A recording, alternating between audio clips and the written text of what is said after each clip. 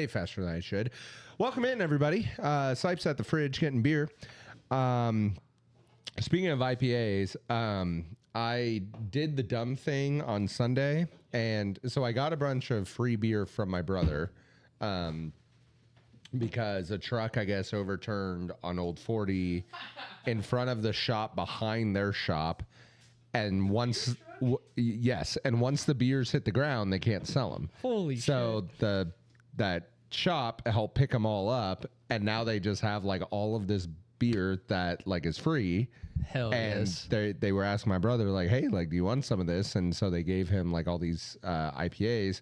My brother tried it. He hates it because he's just light beer guy. Same thing with everybody else at the shop. Yep. And so I asked him about it. I was just like, hey, like, I noticed these IPAs sitting in there, and I know none of you drink them. Whose beers are those? He goes, actually, I've been saving them for you because I figured you'd probably take them off my hands. So I was like, hell free yeah. beer. So I did. Well, so it was like a pack of 6 on top of like 2 or 3 more that he gave me, like that were singles that were obviously just free floating in the street. And so we were watching football, Chiefs Ravens, and then the Cowboys Packers game. And Hannah was over. Alex Liker came over for a little bit. Hell yeah. We were having a good time. And like a moron, because I know better. And this is even something we can talk about a little bit in topic number 3. But I was drinking the IPAs while watching football. Yeah, it's a bad move. You can't treat it like a PBR or anything like that, because what ended up happening is not only that I definitely get drunk, like slurring my words, all that sort of stuff. I was definitely drunk because these were 10%. Oh shit, beers, dude. and I probably had 6 of them. Oh my. So there was you had a 12-pack. More. You had like 14 beers of light. Yeah, basically. Of light beers. Yeah. And so the thing is I definitely got drunk, like fell asleep, all that sort of stuff. But like didn't sleep all that well, had to get up early the next day. And I just was off all day. I wasn't hungover, but I was just off. And there were definitely a handful of times where I threw up. And oh, wow. I knew why. It was because my body was rejecting the sheer amount of alcohol that I had given it. It wasn't rejecting the beer. Like, it wasn't like, again, a hangover, like I have a headache, I'm nauseous, that sort of stuff. I think my body was just like, dude, we can't process this. Yeah, we can't do this shit anymore. You got to get some of this out. And on top of that, I didn't eat dinner that night, which made it worse. Yep. And then the next morning, even though I woke up starving, I was like, well, my mom's probably like cooking something nice for lunch, and I don't want to ruin my lunch by eating a late dinner or a late breakfast, because it was like, I think 10 o'clock when I left the house. So I knew I only had like 2 hours until I was going to eat lunch. So I didn't want to like just load up on cereal or whatever else. So on top of not eating, then drinking 10% beers, I did not feel very good at all on Monday. Thankfully, by the time Reese's game was in like the 3rd-ish quarter, I finally felt back to normal. Hell yeah. But he got played some food in my stomach, got some energy in me. That was JV, right? On shoot, I should have went down and watched that. That was on Monday. That was in Larned. Oh, it was. So yeah. Okay, good. Which they should, I think, play at home against Phillipsburg on Monday. So you can come to that game. I'll be out of town. And Chiefs play Monday night. Damn it. I'm going to miss like the first score. It's fine. It's the Jags. Yeah. We'll be okay, and we'll talk about it. Yep. Yeah, I mean, bets. I didn't win a single bet last weekend. Haven't won a bet since the Broncos effed up against the Colts. Yeah, unreal. I literally am cursed. 1 to 100. Could have cashed it, but I was like, nope, I'm going to let Denver win this game, because then that $100 will turn to like $110. Yep. And then Dallas screwed me last weekend. And then who was the game? Broncos won, but who's the other one on Monday night? Oh, Jets Dolphins. Yep. Damn Jets. Damn Jets. Or as they say on Big Daddy. What team do you like? The goddamn Jets. The goddamn Jets. It's true. It's true. And wasn't good for anybody. No, it really wasn't. I got a solid one though this week with our other bets. What are you doing? I'm just making sure it sounds good since nobody's in the chat telling us we can't hear you. Yeah, that's good. I mean, right here it's showing that we have mic. No, yeah, we should be good. I was just actually I always like to double check. I didn't check the audio though. Yeah, we're good. Oh yeah. I believed we were fine. No, I think our 7-leg parlay as a group this week's going to do good. I put $5 on it. I hope so. Won 125.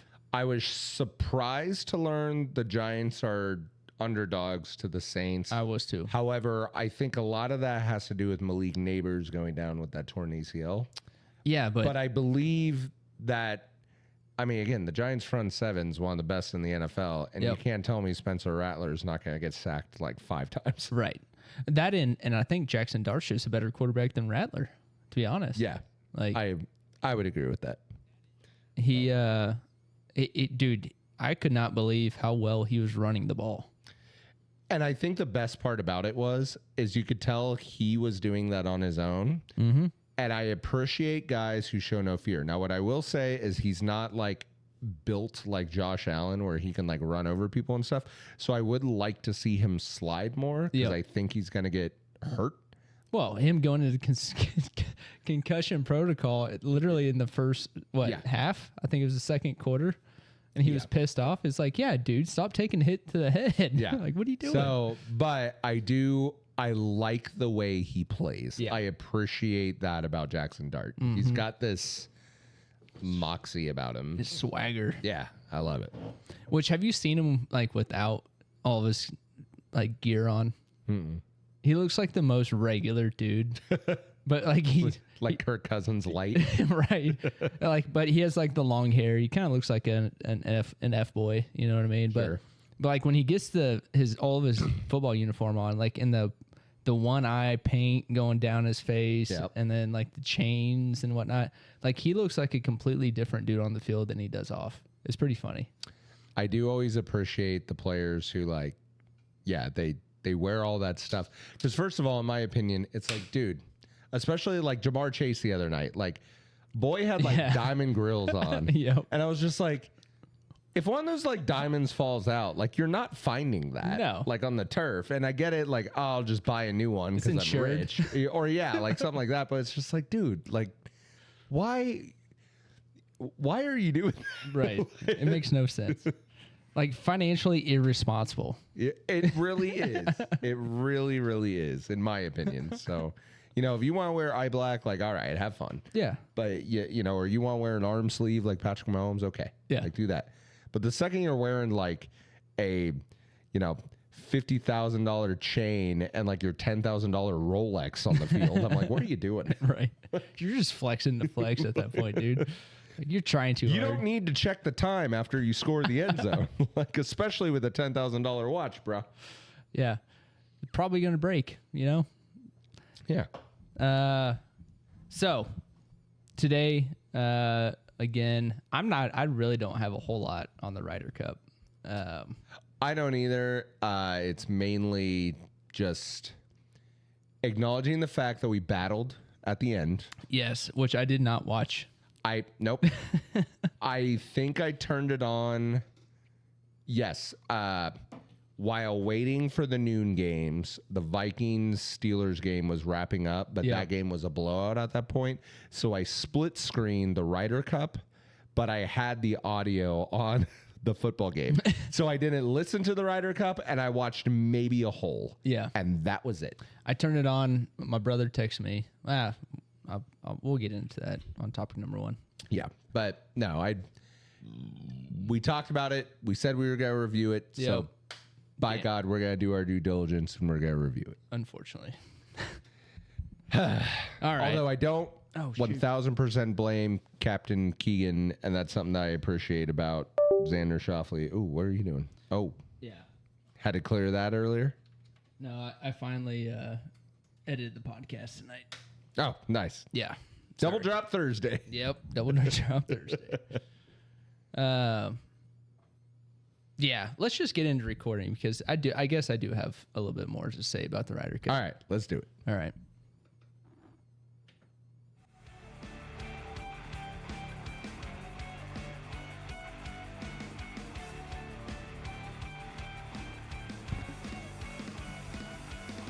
Coming to you live from the front porch. Welcome to In the Middle Podcast, a podcast about living life in the Midwest. So pour a glass, sit on your ass, and join the conversation as we talk all things sports, hobbies, and life's greatest conundrums. Mark, Sight.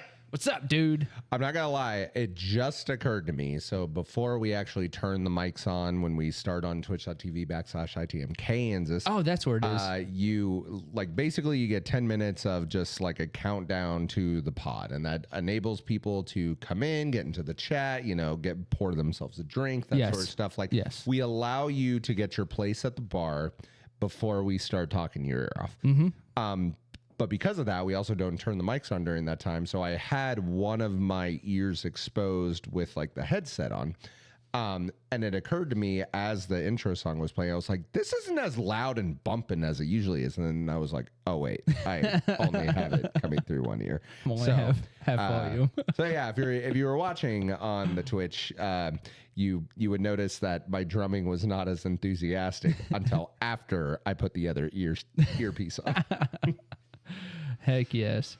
So back to the OG setting. Just you and I tonight. Dude, it feels weird. It does kind of feel weird. And granted, obviously we love Derek and Hannah, but I think we've become so accustomed to not only bouncing ideas and opinions and thoughts and stuff like that off of them, but even when they are silent, because we know PD doesn't really like to talk all that much, is having them here brings a level of comfort. Yeah. That now that it's just me and you, it's kind of like, ooh, this is a little like, where's mom and dad? Yeah. I was like, I feel like a kid again, and we've been left home alone for 15 minutes while mom goes to the grocery store, and our job is just not to set the house on fire.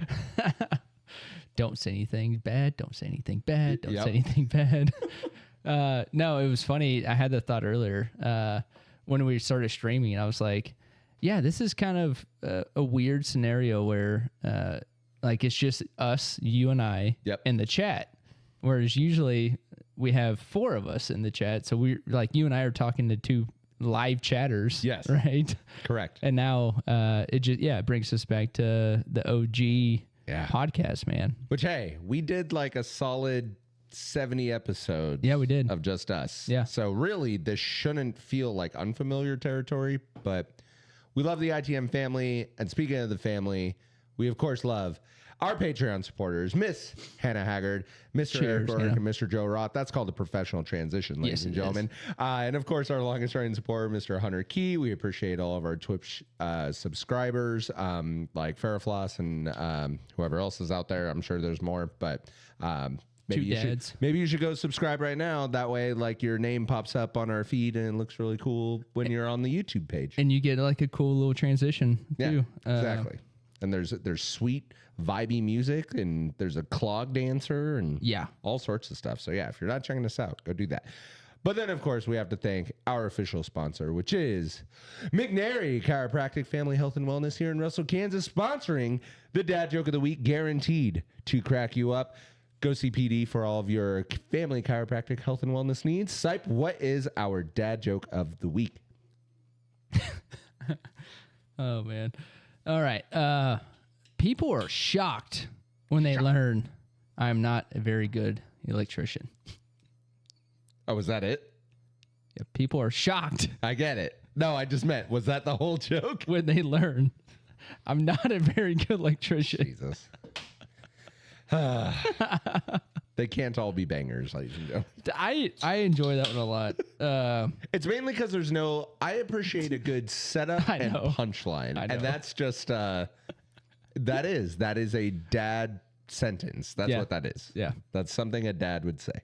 All right. I'll tell you what. We'll go ahead and read October 2nd as well. Okay. What do you call a pug who lies around on the floor all day? A pug rug? A rug. Okay. Yeah. Yeah. Also not good. No. Tell you what. How about this? Since my brother and we likely won't be filming, do October 19th. Okay. That is his birthday.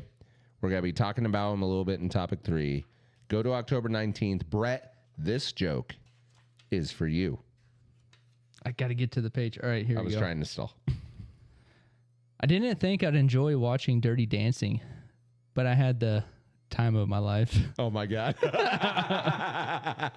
All right, I can get behind that one.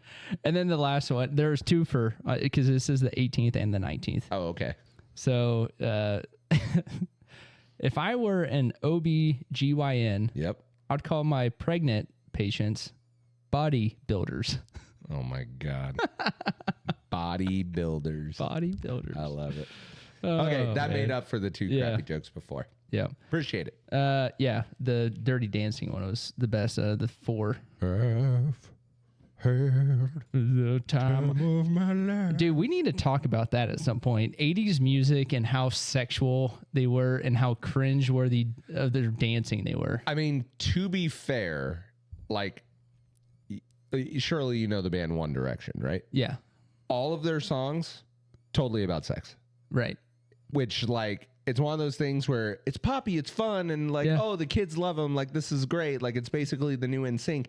And then you listen to the lyrics and you're like, oh my God, I let my children listen. Yeah. Like Every song in the 90s, though, too, with the rap. I mean, rap culture. I don't think decade that really changes, but yeah, look, you could get away with a lot of things pre like 1996. Yeah.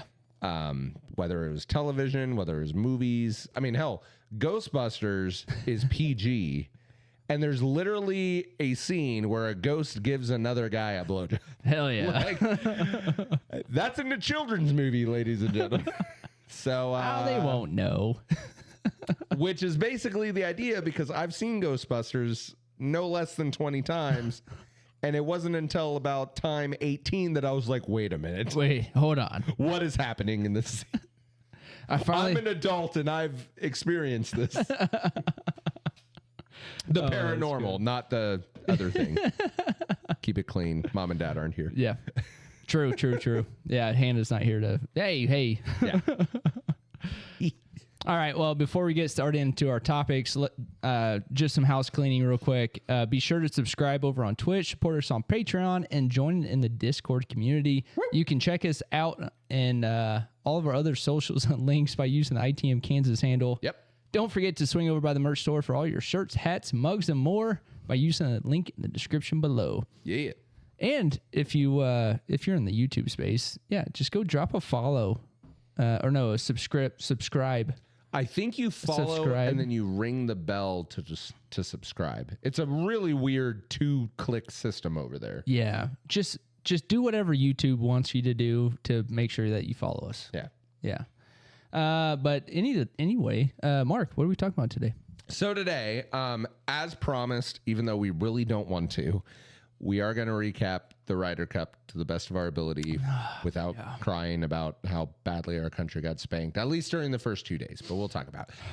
Topic number 2, we're going to recap week 5. And oh, what a glorious game our Chiefs played. We're back, baby. As well as previewing week 6. So a little bit of sports talk. But part of the reason why we're doing a double sports show or a double sports topic is because since it is just the two of us, we can probably hammer through all 3 topics pretty quickly. Yes. For our final topic number 3, which I alluded to earlier, my brother Brett is turned 30 here in about 2 weeks, and we're going to give him some advice about being in your 30s. Yeah.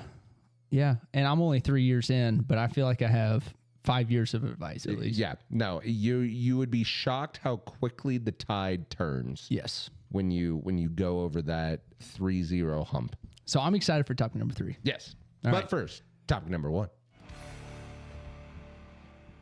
You can tell we've done this for 120-ish episodes because like we're just taking each other's bits at this point. 119, to be honest. Nice. Pretty crazy thinking about it like that. But I'm not really excited about topic number 1, to be honest.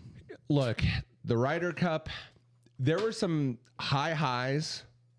And what I can ultimately say is every time we had a moment where in typical America fashion, and it doesn't matter if it's like the Olympics or the World Cup, or yes, as Fairfloss likes to say, like take our Chiefs, for example. Like we know that obviously, you know, the Ravens or the Eagles or whoever, they also play in America. But like I saw something the other day about like the Chiefs have become the new America's team type of a thing. Yep. So like whenever we have a comeback, which we are known for, like the comeback kings Yes. of KC, we expect to, we're down, but we're not out. Right.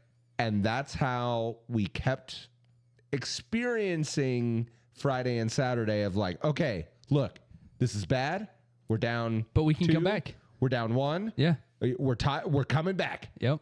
And then every time we did something awesome, Europe would do something that was twice as awesome. So I watched pretty much every hole, well, minus about 2 hours on Friday. Mm-hmm. I didn't watch like the first probably half. I think when I turned it on, it was the leaders were on hole 8, or the first group were on hole 8. I think the earliest hole I saw for the lead group was hole 4, but even still, I'm getting 12 holes of golf. So right. And so I watched quite a bit on Friday, and when we went down 3-1, I was like, to your point, hey, we're good. But watching them play that first day, it was like anytime that we had a birdie and we were in first, they would follow right up. Yeah. And then on Saturday, I watched it. I watched every hole, every player, every shot, and it was almost even more so worse that day for us as the U.S. team because, I mean, I think it was oh damn it, I can't remember the pairings now. I should have took notes while I was watching it, but let's be honest, we didn't want to take notes. No, but like every freaking birdie that we had, it would be followed up with another birdie. Yeah. John Rahm chipping in on like 12 or whatever it was on Saturday.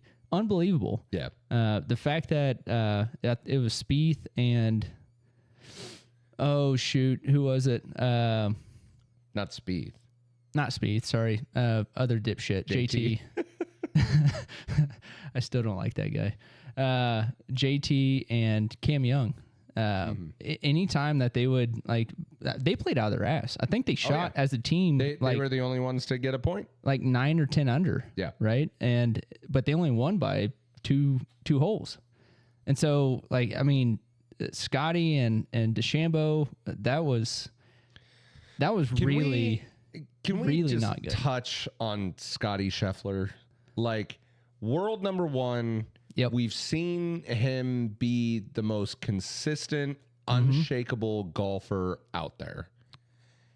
And the amount of times that I just there is a level to greatness, whether you're Michael Jordan, whether you're Patrick Mahomes, whether you're, Kobe Bryant, Tiger Woods.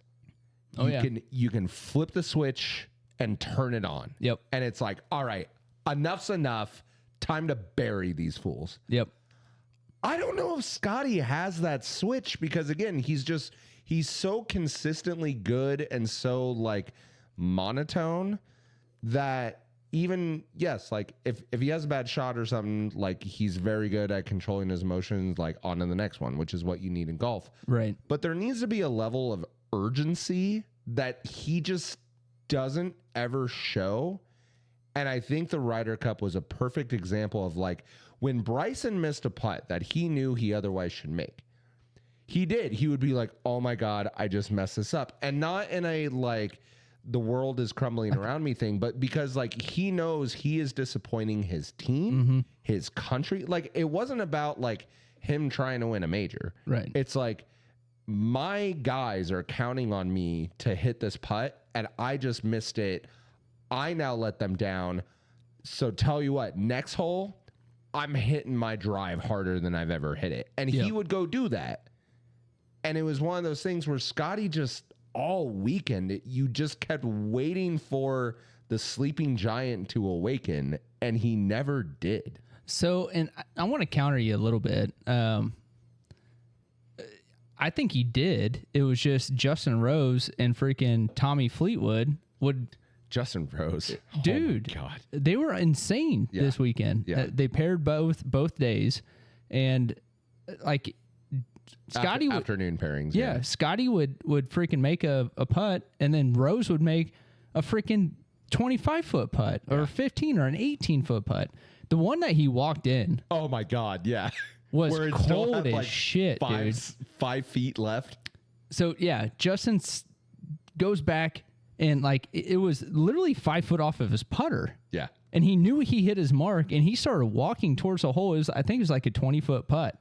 Already walking towards the hole, and picked the ball up as it was going into the cup, and just like pulled it out. Done. All right, let's move on to the next one. Oh, dude, he's such a dog. And that was the one that Scotty made a huge putt on. So again, like I think Scotty did play well. Another one, and I forget who it was off the top of my head, so maybe you can remember. But we had a guy like basically make. I mean, it had to be a 40-footer practically from the fringe to get birdie. And then it was Justin Rose who then turned right around. And he had like a 12-footer, so like not easy, but he got it. And so then they tied the hole. Yeah. So we had the greatest putt of the entire Ryder Cup. Yep. And it didn't matter because Justin Rose then hit a 12-footer and was just like, yeah, no points for you. Yeah. I want to say that was second afternoon against, it might have been DeChambeau or Scotty, one of the two. No, was it the first day then? It was someone who wasn't as, and maybe it was Cam Young. Oh, it wasn't Sam Burns.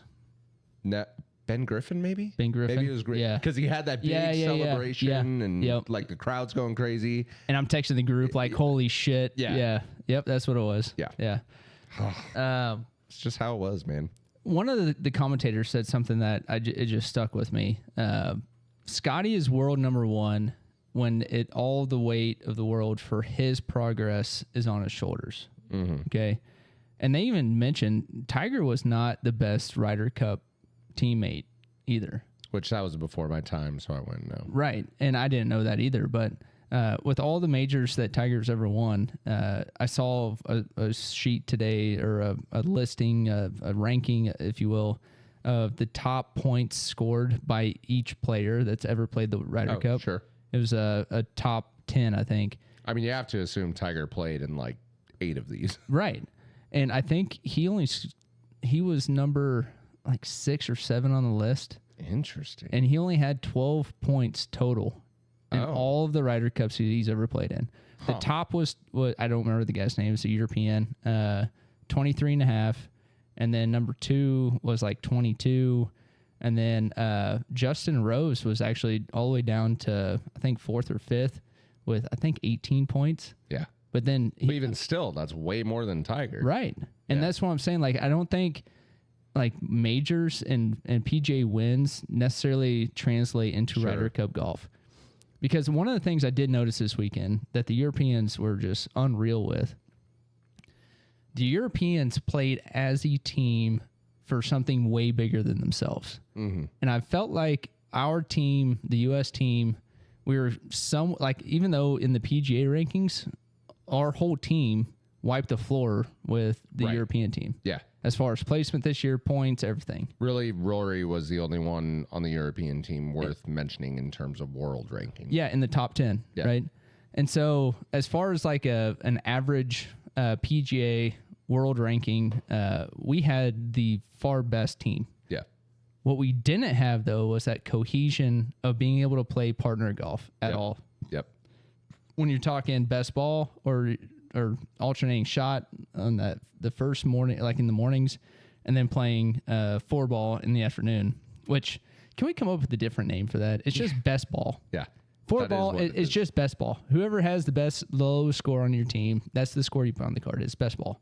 Anyway, like when you look at how the European team picked each other up, right? Like you might have a bad tee off, but the second shot's going to be right there next to the cup still. Yep.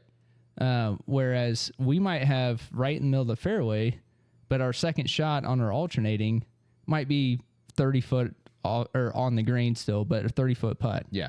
Where now you're leaving your teammate out to dry and you're going to get par and move on. Yep. And in the European team, I really saw like precision, the focus, and the execution after they had a decent shot or maybe a not so ideal shot, and maybe not in the fairway, but in the rough. I mean, they just played very complimentary golf the whole weekend. I think what you're essentially saying is even if there was a bad shot, the next guy, like in the alternating shot, would say, okay, I know this guy's going next.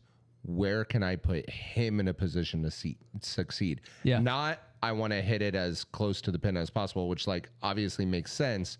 But like there can be a lot of error with doing that. Yeah. It was like, no, I want to put this maybe Uphill. left side of the green where there's a downhill slope. That way, even if I don't hit it perfectly the way that I want to, it still has a high probability of rolling back towards the hole and being in a position where they then can make a decent putt, as opposed to I'm going to go for the flag and risk landing in the bunker that's right next to it.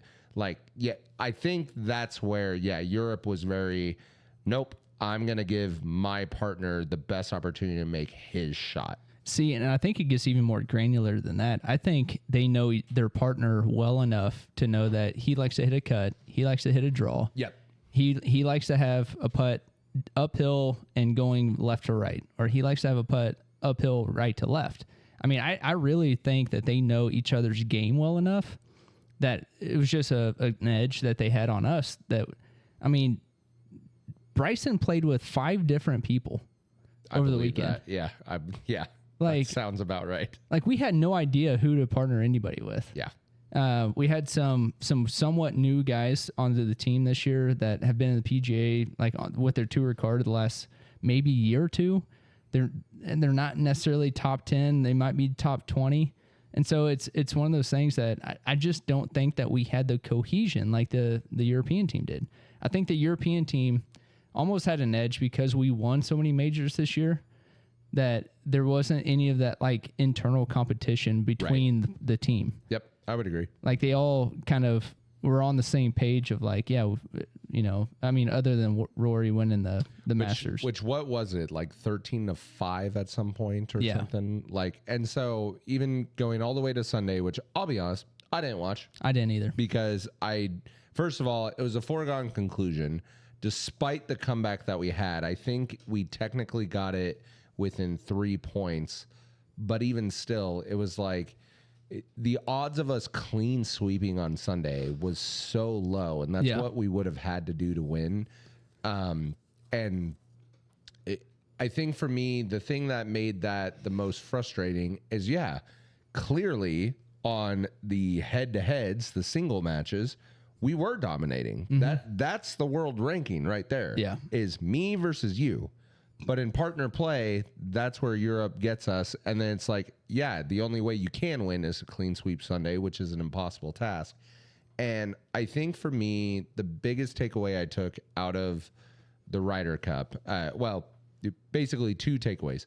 One, I do think it's rather funny because, yes, of course, we all get behind our country of like we cheer for our team. And so it is weird to like talk crap on Rory McIlroy, who we love and was cheering so hard for him to win the Masters and win the Grand Slam and the green jacket and all that sort of stuff. Do you know how confused my boys were? Oh, yeah. No, and part of what made me think of this is this sign right here that says, "We cheer for Rory," which I have to imagine your kids made of like, "Dad, why are you cheering against Rory?" Yes. We cheer for Rory. I had to explain it to him like 5 different times on Saturday. Like, hey, Europe versus U.S. We're cheering for the U.S. Rory is not U.S. Like, nobody in America, quote unquote, cheers for Usain Bolt. Right. But when he wins, you're like, that guy's awesome. Yeah. Like, type of thing. Yeah. And so it is weird to think that essentially what he dealt with, which was just apparently some very inappropriate chirps from the American fans. It's like,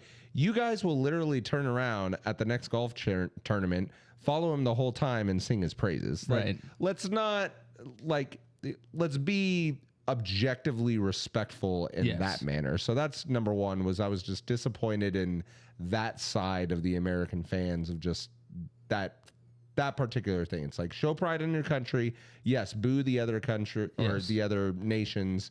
But then, like, you don't have to take like deep shots. Yeah, just keep it classy. I mean, you can boo and have disapproval of another team without being super freaking vulgar. Right. Like, it got really bad. Yeah. And then, so the second thing that I took away was, yes, like Europe had the swagger, the confidence. They fed off of each other's energy, whereas we were trying to rely on the crowd. And of course, like Europe was taking the crowd out of it by like hitting really good shots and stuff. Yep. But I do think that there are certain people, and you know, this is something that you mentioned, not only maybe with Scotty, but potentially even Tiger too, which again is just before my time, is maybe for the U.S. to be successful in now potentially in 2 years when we have the Ryder Cup back in Europe again. I believe it's in Ireland. Ireland, right? yeah. Yep. Maybe instead of sending, like, obviously the top 6 guys like qualify, like I get that, but maybe those other 6 shouldn't necessarily be the best golfers. It should be the ones who like are hungry with something to prove from a team mentality. Yes. Because in my opinion, Bryson was really the only teammate that exemplified that. Like, Yep. Justin Thomas has done that in the past, and yes, he got us a point too, but that was one of those weird pairings of Bryson and Justin of like, look, you can't have 2 emotional guys on the same team. You need one to have the level head, which is why I was excited for Scotty to be on that team of Bryson and Scotty. But the problem is when Bryson was having his emotional, you know, like crash outs, Scotty then didn't settle it down with a clutch putt or a clutch pitch or whatever it was. It's like, no, that's why you're on the team. So if you can't provide that because this is a team setting and not a I'm out to win singular setting, right, then maybe Scotty shouldn't be on the team. Or set him on the first 2 days and just let him ball out on Sunday. Right. Yeah. Yeah. Like play to the strengths of the personality of the golfer. Or set him in the mornings, right? As opposed to his golf game. Yeah. Yeah. And I don't know. I mean, I wish Keegan might have had the insight to look at Scotty on the first day and be like, yeah, he's not an alternate shot guy. Yeah. Right. And on the 4 ball, I need to pair him with somebody that is his competition. So that way he feels like he's playing against 3 different people instead of just 2. Right. Right. Like he's so good in the competitive single match that we need to use that to our leverage. And I don't think that we did that. I don't know. I think so. Chris Gotterup was one that got hot like at the end of this year, and no means I think it'd have been a really crazy call for Keegan to bring him up instead of somebody like JJ Spawn or well, JJ automatically qualified. Oh yeah, he did. Sam Burns. Yeah. Or the Henley guy. Dude, he's or English. English Henley too. and English both struggled. And so I think somebody like a Chris Gotterup might have been a better choice, but I mean, we're saying this now being Monday morning quarterback, right? It's one of those things to be thinking about though for the next Ryder Cup. I know Keegan listens to us weekly, and so he's going to take this to heart when he's on the team next time. He's not going to be president, I don't think, or whatever the hell. A lot of people did say that was a big mistake, and I understand from Keegan's perspective of like, I'm the captain. I should be leading my team from basically the coaching aspect and not being the quarterback on the field. But he's been lights out this year, and I do think between his play from this year and his just experience in the Ryder Cup in general would have helped.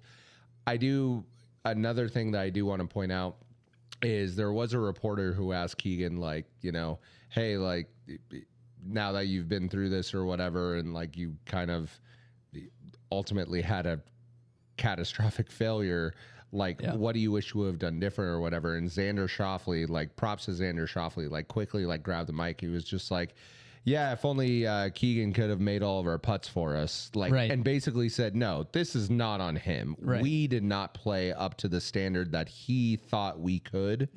And this is on us. Don't you dare blame Keegan. And I loved that. That Schauffele took the bullet. Because, I could easily see, and I'm just basing this off of the Full Swing documentary, like where Keegan didn't get selected. Like, Keegan can win majors. He can win tournaments. He can, all that sort of stuff. You can tell the Ryder Cup is his, it's his thing, dude. Yeah. That's the thing he wants more than anything. Yeah. And I'm sure this entire weekend plus going home, he's like, my entire career has been stained. Right. And it's like, no, dude, like, it's an honor to be a captain. Yep. Did it go our way? No. But Xander's right. Like, they played terrible. I mean, look at Scotty Scheffler. Yeah. Like, they played awful and did not in any way, shape, or form deserve to win that just because we had higher ranking players on our home soil. Right. Like, they did not come to ball. And that's where I really hope that we can get one back on them in Ireland. And that's going to be so sick. That's going to be such a tough feat, though.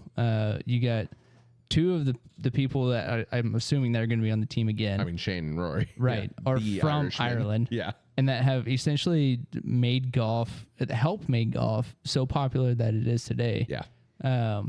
It's one of those things that that's going to be just a cherry on the top of the cake if we could do it. In the next 2 years, we're going to really have to beef up our team mentality and even maybe host a PGA more than just the one that we have down in Florida. That's also a pairing weekend, but have more of those so that we get a little bit more used to playing in those. I don't think Scotty's played in that. Now that you say that, I don't think so. Whatever freaking tournament that is. Zurich. Yeah, Zurich, because it's the like TV Zurich. Yep. Yeah, Zurich Classic. And so start playing in some of those. Like, let's get prepared for the next Ryder Cup and not just rely on our world ranking. Yeah. The last thing I want to say is hats off to the fat boy Shane Lowry for the last putt. It was pretty poetic, as you put it in the group chat. Of course, he's the one that makes the putt. It was not an easy putt either. Nope. About a 15-footer left to right, right there on 17.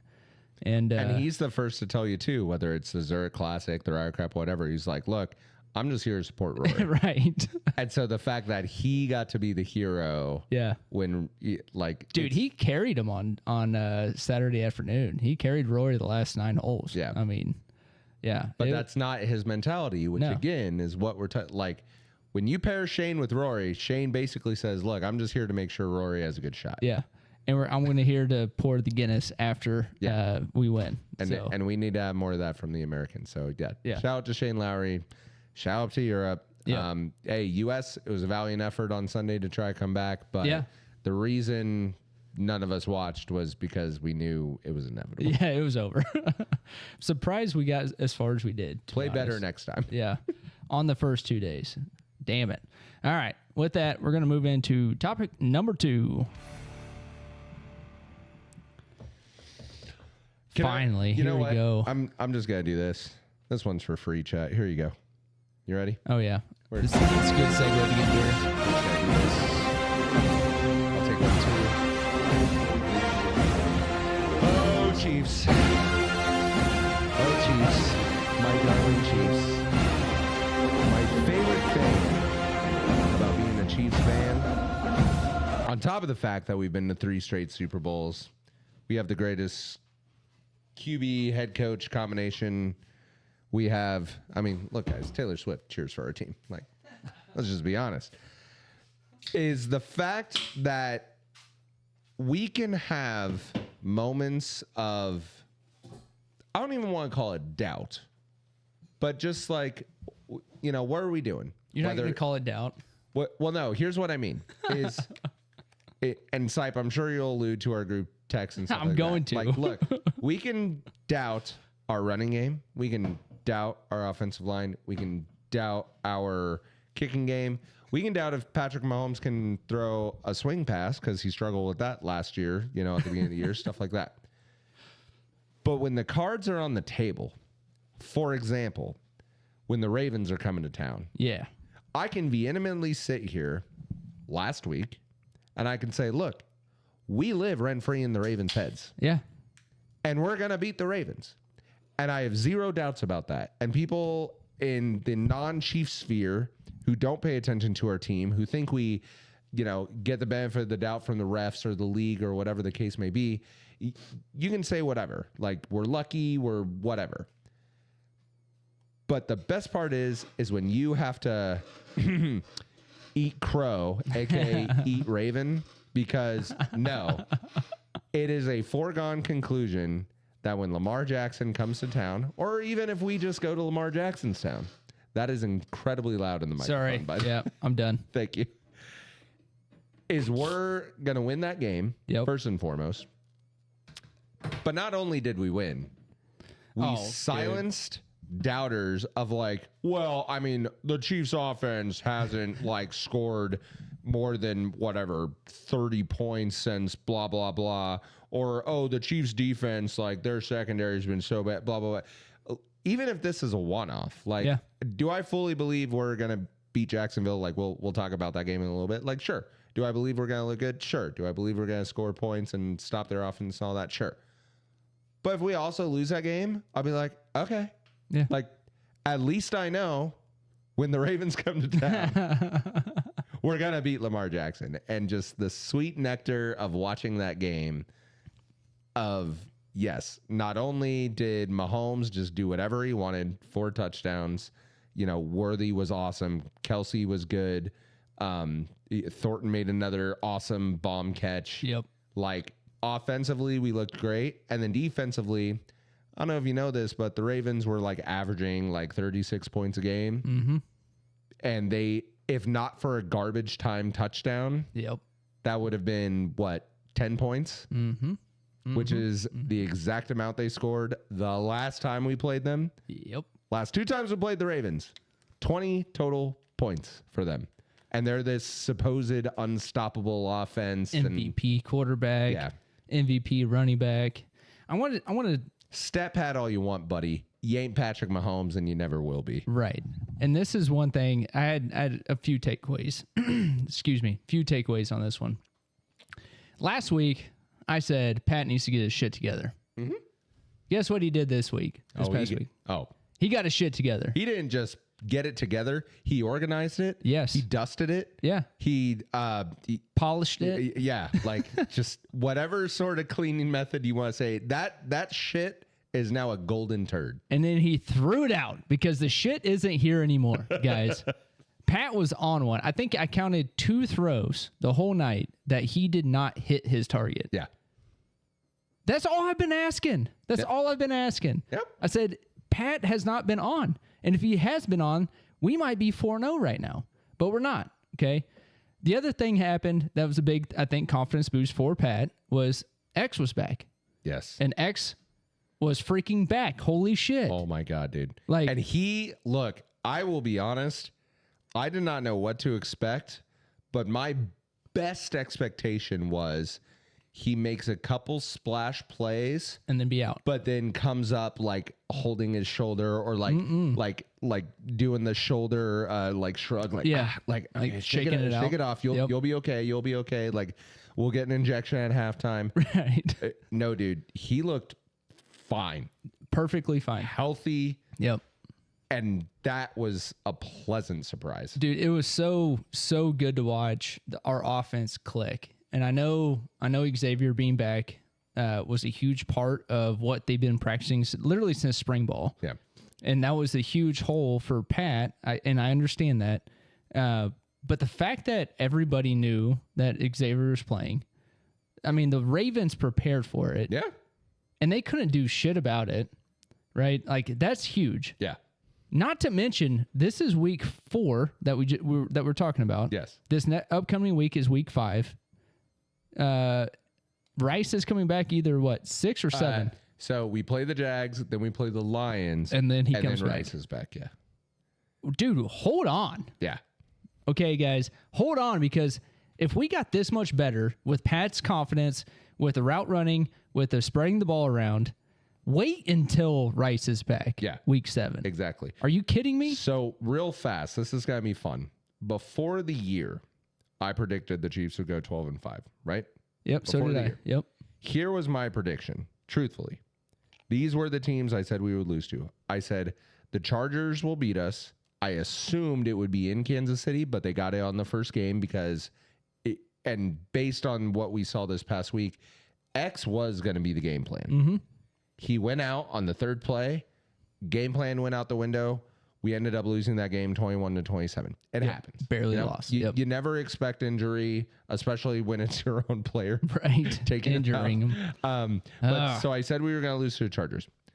I said the Eagles were also going to lose to, but it'll be a respectable game. Guess what? It was 20-17, and if Kelsey doesn't bobble his touchdown pass, maybe we win. But again, we don't live in hypotheticals. Right.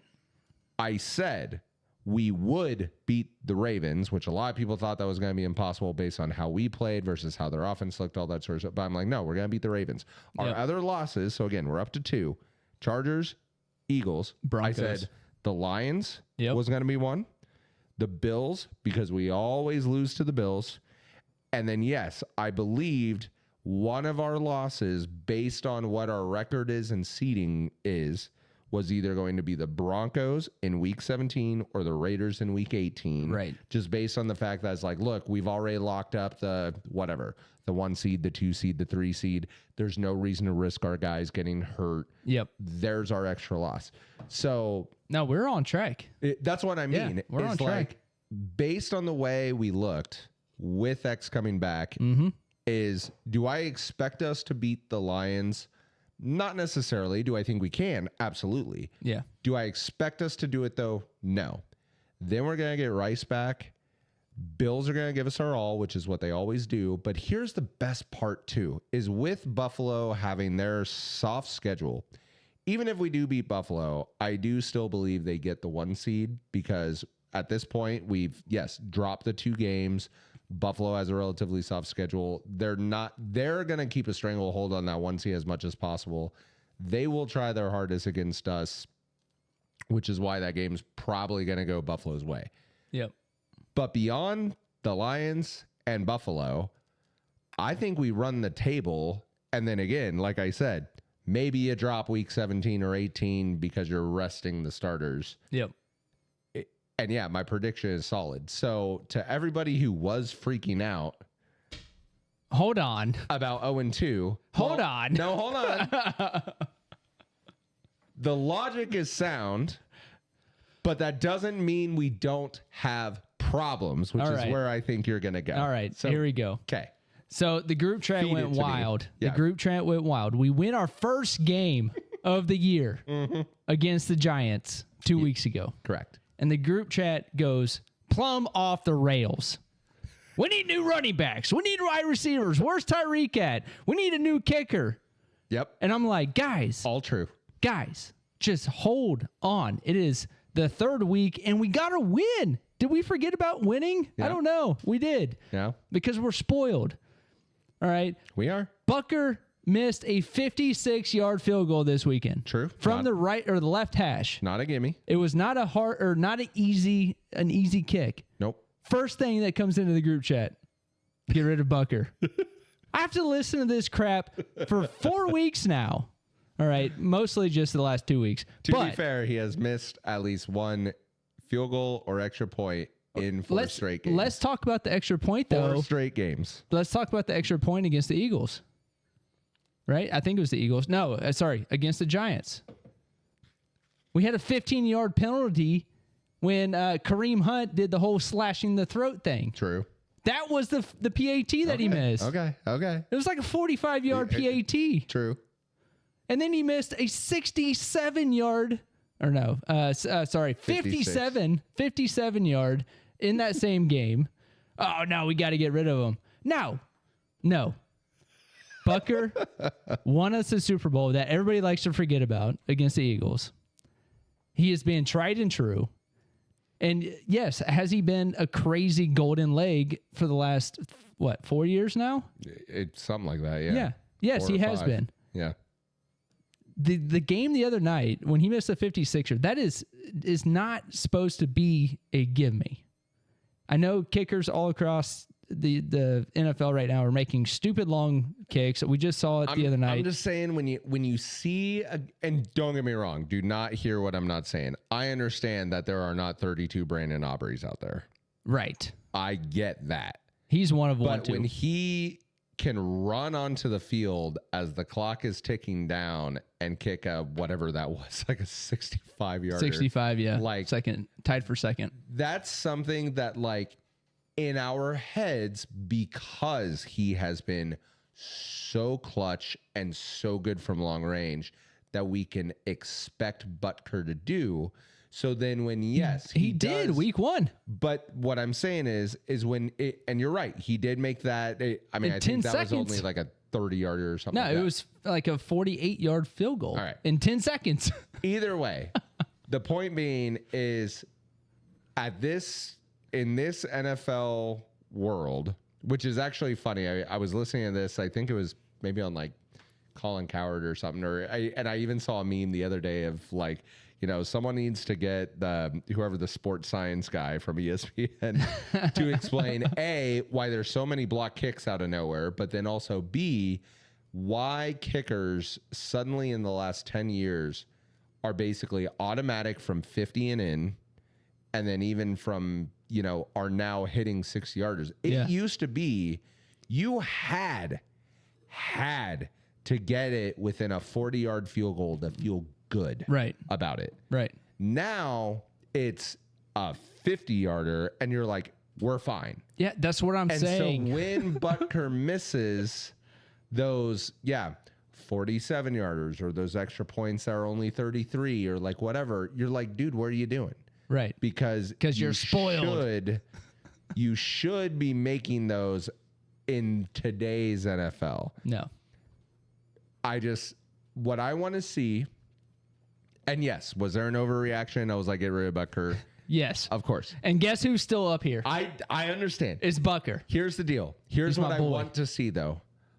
He's got my back right now. I need to now see, because he's gone 4 straight weeks of missing something. Yeah. Again, 4 straight weeks. I need to now see him the rest of the year not miss a thing. And I know that sounds like a hard ask. Oh, it is. But if you were to extrapolate all the missed field goals and all the missed extra points in a season, that then would be his norm of like, oh yeah, he missed, 2 field goals here, 2 PATs here. So I need him to show me, look, going even back to the Ryder Cup thing, is enough is enough. I'm flipping the switch and I'm missing a damn field goal again. And I don't care if I have to run out there with the clock ticking down to kick an NFL record 68-yard field goal. I'm going to do it. Like, I need to 10 seconds to go. I need to see the dog back in Butker, because right now, when I see him kick, I see a guy who's like, I think it'll go in. So right now he has a problem with the draw. Yeah. Right now. Mm-hmm. And maybe he's still injured from last year, because I know he was injured last year. But I assumed new year, you've had plenty of time to rest and recover. It should be fine. He's not right. I think when it becomes a concern for me as a fan watching. Oh, that's a good question. When do you get on the kick Butker train? When he misses a game winner. Okay. Because he hasn't done that yet. He has not missed a game-winning field goal. Fair. When he costs us a game, you'll be ready to be like, all right, maybe. Right. Like, time's running out in the fourth quarter. Pat just went down and got it within field goal range. Oh, we're giving me a timeout. Yeah, and I'm talking 2 seconds left, kick this field goal, win it. Like 55 and under. I mean, sure. Like, again, anything over 55 is just it's a shit show. No, you're right. You're right. 55 and under, that's when I'm going to be like, okay, there might be something wrong with Butker. Okay. But as long as I know. Yeah, but right now, I think we're fine still. Like, he's still a damn good kicker. Sure. He's going through a rough patch right now. The misses that he has missed that we're used to seeing him make have not been easy kicks, though. I just don't want him to be in his head when that game winner comes up. Right. And so, that's what I'm going to know. If it's a rudimentary, we're up against the Ravens and it's, 33-7. Sure, miss that kick. I don't care. But game on the line, that's when I want to see him. Okay. I want to see him perform. I can support you in that decision. Okay. Let's talk about running backs real quick, and then we'll move on to another team. Yes. Everybody's calling for 29 and 10's head against the Giants in our group chat. Uh-huh. We need new running backs. What happened last week? As I predicted in the group chat, we had no passing game against the Giants. Pat was missing balls, missing throws. We were dropping passes. We weren't connecting unless it was a crazy ass 2 catches and a back-to-back with Thornton, right? Next to the end zone. Right. I said, once the passing game is established, our running game will be a lot better. Yes. Caleb Worthy helped. Caleb was crazy, admit, on saying, well, yeah, but yards after touch, right? The yak yards. Yes. Were way down on both of them. Correct. And I said, yeah, because we don't have a passing game right now. And that's on both receivers and with Pat. And no, we need a new running back. We're going to go look at the waiver wires. We're going to go look at all these trades that we can make. We need to get rid of Hunt. And Pacheco has had his time here. Mm-hmm. I was like, no, we were praising him for the last 2 years now. Well, 1 year with Hunt, 2 years with Pacheco. Like, just have faith. It is week 4. 4 games into the season. We're good. Last week, what happened? Crazy ass running game. We had a lot of yak yards. Both running backs played really well. Can I counter you a little bit though? Do it. So after the podcast last week, Hannah and I, we were having some heart-to-heart stuff in your driveway. But another thing we talked about was Derek said something on the pod that I vehemently disagreed with, which was Hunt still has burst. Oh yeah, I think he does. We saw it last week. So Hannah and I put this to the test, and we looked up the longest and we did game by game for Pacheco and Hunt over the last 2 seasons. So like this season plus last season, like what was their longest rush in the game? Because it says it. So just so you know, for this Ravens game that we just watched, longest rush for Pacheco, 12 yards. Now, granted, he averaged 5 a carry, which is great. That's what you want. Huge, you want 5 a carry, but usually part of the reason that average is higher is because you have a breakaway run. His longest run was only 12 yards. Yep. So, yes, Pacheco was doing fine at getting, 5 yards or more per carry, right? Hunt's longest was only 7. He was only averaging 2.6 a carry, 13 carries for 34 yards, which is atrocious. Now, granted, when were we putting Hunt in? Right. And there's all sorts of circumstances. And what I've learned just even in the football realm is, yes, especially when you have someone like a Xavier Worthy doing the deep stuff, sometimes you do just have to give it to the running back on an ISO up the middle where he only gets 2 yards to then suck the defense back down. Keep everybody honest. Right. Yep. So, I understand in terms of play calling, that sort of stuff.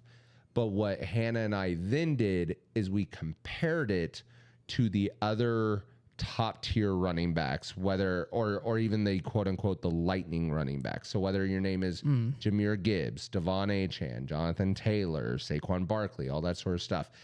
And what we basically realized was Hunt and Pacheco over the last year and a half have basically combined for maybe 5 or 6 total yards or carries of over 20 yards. Whereas the high-end running backs average 8 of those minimum in a season. And we were just looking at longest rush. So if you had a 40-yard rush and a 23-yard rush, Hannah and I were only seeing the 40. Right. So that's where my concern is we just don't have the lightning bottle out of the backfield where, granted, Worthy, who had a 35-yard run, can provide that. But what I would like to see is that the run, ability, though, was a jet sweep.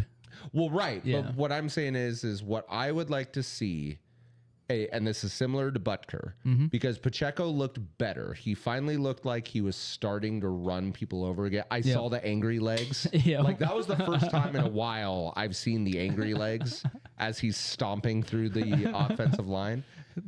What I want to see is Hunt and or Pacheco have one of those yeah, you throw it to them on a pitch or they break through the first line and then they take off, and even if the safety gets them, it's like they at least made it 20, 25 yards downfield before they got tackled. We just haven't seen that run from either of them in a very long time. I don't think it's all on the running back, though. I mean, as I mentioned in the group chat, look at our line. Part of that is the line's fault. And granted, our line is built to be a pass blocking offensive line, not a run blocking offensive line like the Eagles are or the Lions are. Like, you are 1,000% correct in that. I just think talent wise, and this was part of even, yes, when we were talking about the wide receivers, like go get Tyreek Hill, part of that was on the basis of Worthy's gonna get hurt because of his shoulder. Right. He looked fine. And granted, now Tyreek Hill's career is probably over. Yeah. Oh my God. But point being is I do still think, and who was, what's his name? Bradshaw Smith. Yes. That guy. Brashard. Which is hilarious because his stat line was 4 carries, 9 yards, 2.3 a carry. His longest was 5. Nothing great. But when he ran, dude, it looked like he had juice. Whereas not only when that, Pacheco and Hunt run, they look like they're running through mud. And so I would like to see us maybe implement Smith a little bit more. He was in there a lot on the halfback tosses out into the flat. Right. What was his receiving yards? Does it show? Yeah, and this is a perfect example. He had 3 receptions for 27 yards. Yeah. 9, which is 9 a reception. His longest was a 17-yarder, and that was probably a screen. Yep. Yeah, and that was swing pass. And that was one of the things that I was like, who the hell is his 24? I saw him a few plays early in the year, but I think he's going to be a good addition too. His longest was 8 yards. Kareem Hunt, his only catch went for 13, which is great. Which again, if I remember correctly, that was a screen pass anyways. Yeah. But yeah, I think Brashard Smith can become our lightning in a bottle back. Not saying you need to give him 20 carries a game. Right. But when he touches the ball, I want to expect electricity. Yeah. Whereas right now with Hunt and Pacheco, it's like these guys are setting up a play action pass is all they're really doing. I think I honestly think it's just early in the season. I think we're going to see a lot more work out of all 3 backs, to be honest. I think they're going to have a good rotation going throughout the next few weeks to kind of see who they like, what the good ratio is, what the good mix is. Right. Who I really want to start seeing catch the ball a little bit more, though, is Hollywood. I think he's a threat that we're just not using as much right now. And he'll get more, especially so you'll have Worthy and Thornton going deep. Yep. You'll have Hollywood, Kelsey, and Rice in the intermittent. And then again, like Hunt's a great pass catching back. I wish he had a little more juice, but again, that's where the Brashard Smith. Yeah. If you can have both of them as options in the backfield, dude, then you're covering all 3 levels of the field. Holy shit. And we'll be good. Yeah. Yeah. A powerhouse, man. So let's pray for health. But as far as the Chiefs game, that was really good. So good. In my opinion. I loved watching the offense just click. The defense held in there, quote unquote. Lamar got hurt. Which that's the topic. To be fair, topic for another time. They are saying he might be actually out like 2, 3, 4 weeks. Well, you got to sell it, yeah. I will say the thing that did make me a little questionable about it is on the play that he not took himself out, because I think it was going to be 4th down anyways or whatever. But like he's laying on the ground, like relative routine tackle, like nothing looked like he pulled anything or whatever. Right. But he's laying on the ground. He reaches his hands up. He literally like pops up off the field and kind of like jogs off like it's nothing. Yep. And then next thing you know, Cooper Rush is in the game. You're like, wait what? What happened? Yeah. Like, did he injure himself as he was running off the field, or like? When did this happen? He was kicking himself in the ass after the fumble. Yeah, I think is what it was. And that's the thing. It's like, I'm sorry, man. Like, Lamar, you can be awesome in the regular season, but and at this point, the sample size is large. Mm-hmm.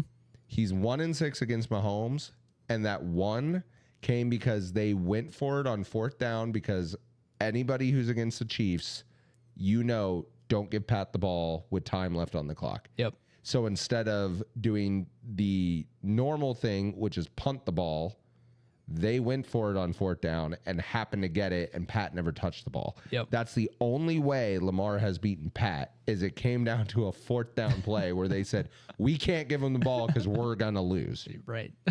They got it that time. They haven't gotten it the other 6 times. Yep.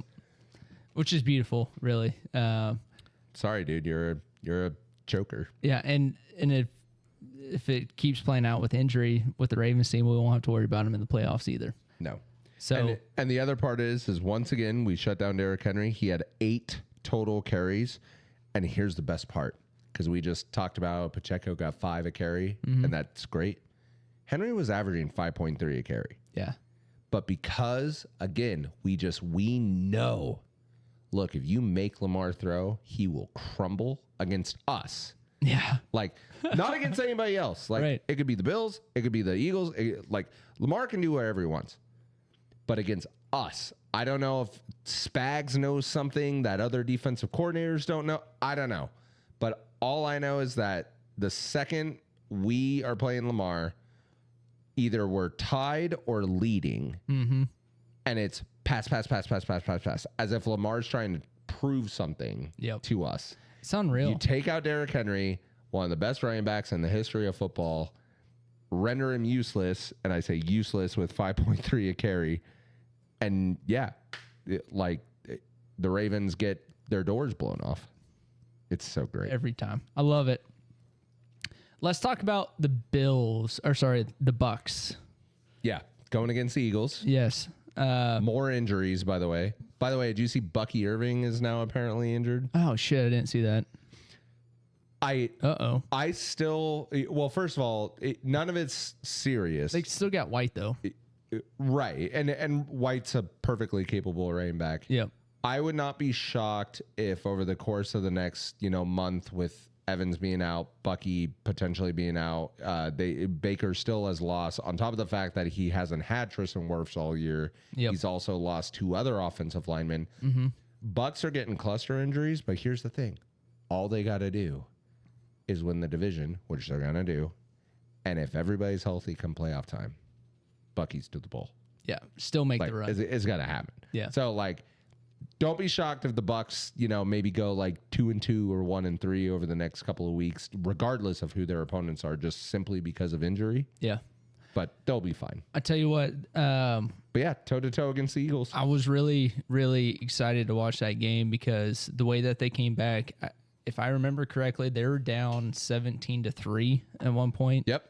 I believe that is correct. I will bet that for you. Came back and crazy couple plays that scored them touchdowns. The one throw to Ibuka, I don't remember his name. Emeka Ibuka.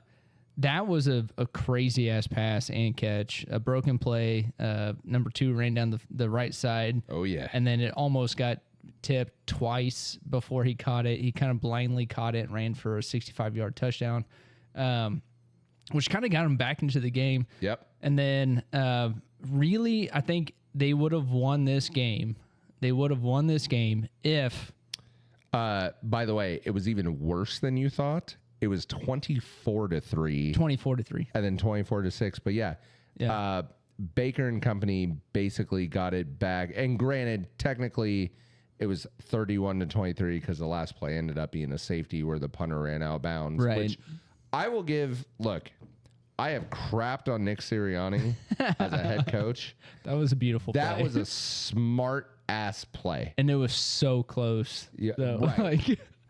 But the point is it's Tampa you dude was can't chasing give them the him. ball with a chance to return it. Right.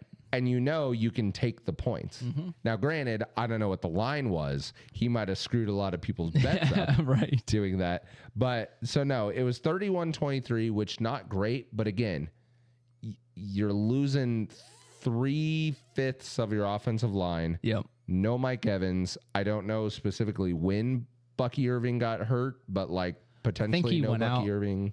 Fourth quarter. Late. Yeah, it was late. Yeah. But yeah, no Bucky Irving. And they still were within striking distance despite being down. And actually, I saw this. I think if I'm not mistaken, in the fourth quarter, Jalen Hurts threw 8 passes. You want to know how many completed? I don't know. 0 in None. the fourth? Yeah. Holy crap. And so, like, the Bucs defense stepped up. Yeah. Like, and this is at Eagles. Granted, it's not January. Right. Where it's going to be a lot colder and the crowd's going to be a lot rowdier. Yep. But they showed, look, no score is safe. Right. Yeah, I mean, we're not at full strength, whereas you guys are. And honestly, Eagles are perfectly healthy right now. If Baker does not throw the interception in the third quarter, I honestly think the Bucs win the game. Like I remember thinking, as soon as he threw that interception, it might have been the fourth quarter. As soon as he threw that, I was like, yeah, they're not winning this one. Without that mistake right there, I think they win the game. By the way, 270-plus yard pass plays from Baker in the third. Yeah. One to Ibuka and then one to Bucky. So freaking awesome. Hey, keep it rolling, okay? No, you're good. I will say, and this is one that I know you'll appreciate, is one game that I also wanted to touch on because I mentioned it last week and I was very nervous about. It was the old Rams versus the Colts, because I said if the Colts win that game, then they are officially legitimate, because I just can't quit the Rams and I cannot believe in Daniel Jones. And while, yes, the Rams barely won that game, and they also barely won that game courtesy of the fact that Adonte Mitchell from Texas, I believe, so shout out horns down, right? He dropped the ball as he was getting ready to cross the goal line, and therefore is a touchback. So what would have been a touchdown that might have broken the Rams' backs ended up not counting. But on top of that, Daniel Jones also threw 2 interceptions. And while he didn't go full like pumpkin mode, Cinderella style, I do believe that is more of what you can expect from Daniel Jones as opposed to a clean game. Because I'm sorry, he threw more picks than touchdowns. And the Rams capitalized. They won that game. And don't be shocked. Don't be shocked if you see more of that from Daniel Jones, more interceptions than touchdowns. See, I think he just had an off game. I think Daniel Jones is in the right place right there in Indy. I think the offensive coordinator and him are starting to jive. They just had a bad week. I think he got back in his own old head. And I think he's going to have a good bounce back this week. I mean, if there is a team to bounce back against, it is the Raiders. They have looked awful, like can't block anybody on offense, can't stop anybody on defense. But you know who I picked in our pick'em this week? Raiders? Oh, gross. Now, granted, part of that's wishful thinking, but part of that is also, maybe Daniel Jones does continue to throw interceptions, and maybe Geno Smith, who has acknowledged, I'm leading the league in interceptions, I need to cut that shit out. Maybe Geno finally plays up to what the Raiders were hoping he could do. So, see, and I got the Colts on this one. Yeah, I think I was the only one on the Raiders. Yeah, I think that was the 8th game of the parlay that we should have had. Probably, but nope. No, I'm honestly stoked for to see how Daniel Jones comes back after that god awful week from last week. Bengals looked terrible this week. Oh God, yeah. No Joe Burrow is tough. Yeah. Another big game. I will say a shocker was the Saints almost taking the Bills to the brink.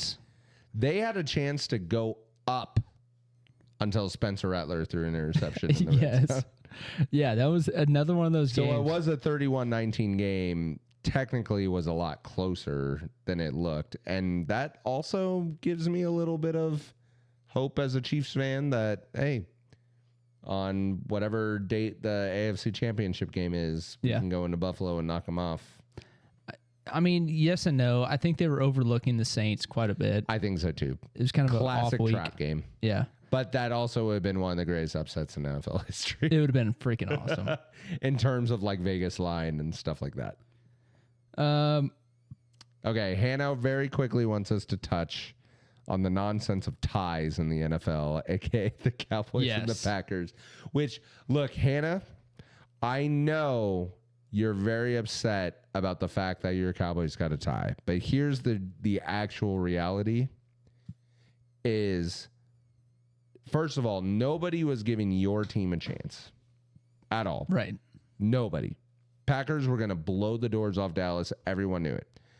Dallas very respectably hung around in that game to the point where they literally hung around to the clock struck 0 and it ended in a tie. Yep. So if we were to like play a second overtime or suddenly go into a like college style, like, you know, you get on the 25-yard line or whatever, I firmly believe the Packers win that game and you just have another loss. So what I'm going to say, which is the most un-American thing I could possibly say, is be happy with your tie. Because you probably wouldn't have gotten it. Because the Packers, coming off of an embarrassing loss to the Browns, then came in also, and I don't want to say flat because it was a 40-40 game or whatever it was. Right. But you came in expecting to dominate Dallas, at least defensively, and they didn't. So be happy with your tie because the Packers sure as hell aren't. See, and that's where I'm going to disagree because I think the defense of Dallas let down that win. I think I saw the Packers offense literally crumble in the second half, and the defense just did not step up to make the late in the game stops that they should have, that they were making in the second quarter, that they're making in the third quarter. And I think Dallas's defense let them down. Now, with saying that, I think this is an opportunity that the NFL could help combat this and just play have the first, with the new rules, the first overtime be the same exact thing. Sure. The second overtime, take a play out of the college playbook and say, look, first one to either score 7 points or the first one to combat that. Well, no, it'd still be 7 points. Either you go down, you kick a field goal, they get the ball back, and then they essentially go down and score and win the game, or they don't go down and score and win the game, then you're done, right? They need to have some sort of second overtime rule because I remember thinking at the end of that game, like, I literally stayed up for this. Yeah. Like, for a tie. For what? This is the dumbest record that we get to watch now from week 4 all the way until the end of the year. Which is also mildly funny from the standpoint of if it comes down to the point where the Packers and the Lions have the exact same winning record. Right. And the exact same division record. Yep. The tiebreaker will be the tie, right? Because it doesn't count as a loss, which is, again, the most un-American thing of all time. Of like, well, actually, you get the advantage because you technically never lost, right? So your tiebreaker is the fact that you got a tie, and that's what's wrong with America. Backward. It's so dumb. We're so okay with just not losing. At least everyone had fun. Yeah. So I tell you what, did you see the interview with Dak right at the end of the game? He was like, or the announcer was like, how do you feel like with losing or winning or the game resulting in a tie? And he looked at her and he goes, I've never done this in my life. Yep. He was like, I've never not had a winning or a losing record at the end of a game. Mm-hmm. He's like, the fact that we ended up in a tie, he's like, I don't know. Yeah, I've never done this. He doesn't know what to do. Yeah. Maybe it was hurts. I will say just a quick look ahead to week 4. Yeah. In my opinion, this is just me, and maybe you can correct, or sorry, week 5, not week 4. In my opinion, there's no true marquee matchup in terms of either quarterback versus quarterback, team versus team, like lineage, like that sort of stuff. Like Bucks Seattle, like I'm definitely interested in that game, but like, do I think Seattle's a Super Bowl contender right now with Sam Darnold? Like, not really. Like, there's not a single game on this list that I'm just like, that is must-watch football. Yeah. And so for me, the only thing that I really want to just even bring up is, yes, can the Chiefs continue the momentum from the Ravens on Jacksonville, who, give Jacksonville credit, they currently lead the league in takeaways, so they will look to be an opportunistic defense against our offense, who, like I mentioned, finally showed up and balled out and scored, 30 plus points or whatever. And and it is Monday night. It is in Jacksonville, so the whole world will be watching. I will say, just in our recent history, we've smacked Jacksonville around like they're our little brother. Yep. So I hope that's what continues. we see. Yeah. Because again, I think we need to build that momentum towards the Lions, who are the following week. Like week 6, that'll be a week to watch. Yes. I think week 5 is a week where it's like, all right, like you expect this team to, or even the quote unquote good games, they're between bad teams. Yeah. You know, like no one is really like vying for Dolphins versus Panthers. Right. But that game could go either way. Yeah. So like maybe Dolphins Panthers is the best game of the week, but no one actually cares because both of those teams are terrible. Or Washington and the Chargers. Yeah, like nobody. If Jaden Daniels doesn't play, like that game is definitely not as exciting. But even if he does, like I'm sorry, I don't think Chargers Commanders is a potential Super Bowl matchup. Right. I don't. And then like the Giants Chiefs is one of those games. It's like we don't really care about either Jags, one. Chiefs. Huh? I was gonna say we already played the Giants. Sorry, Giants Saints. Yeah. The Giants Saints game is like you have two essentially rookie quarterbacks. Like at the end of that, it's just gonna be a toss up. Who cares? Yeah.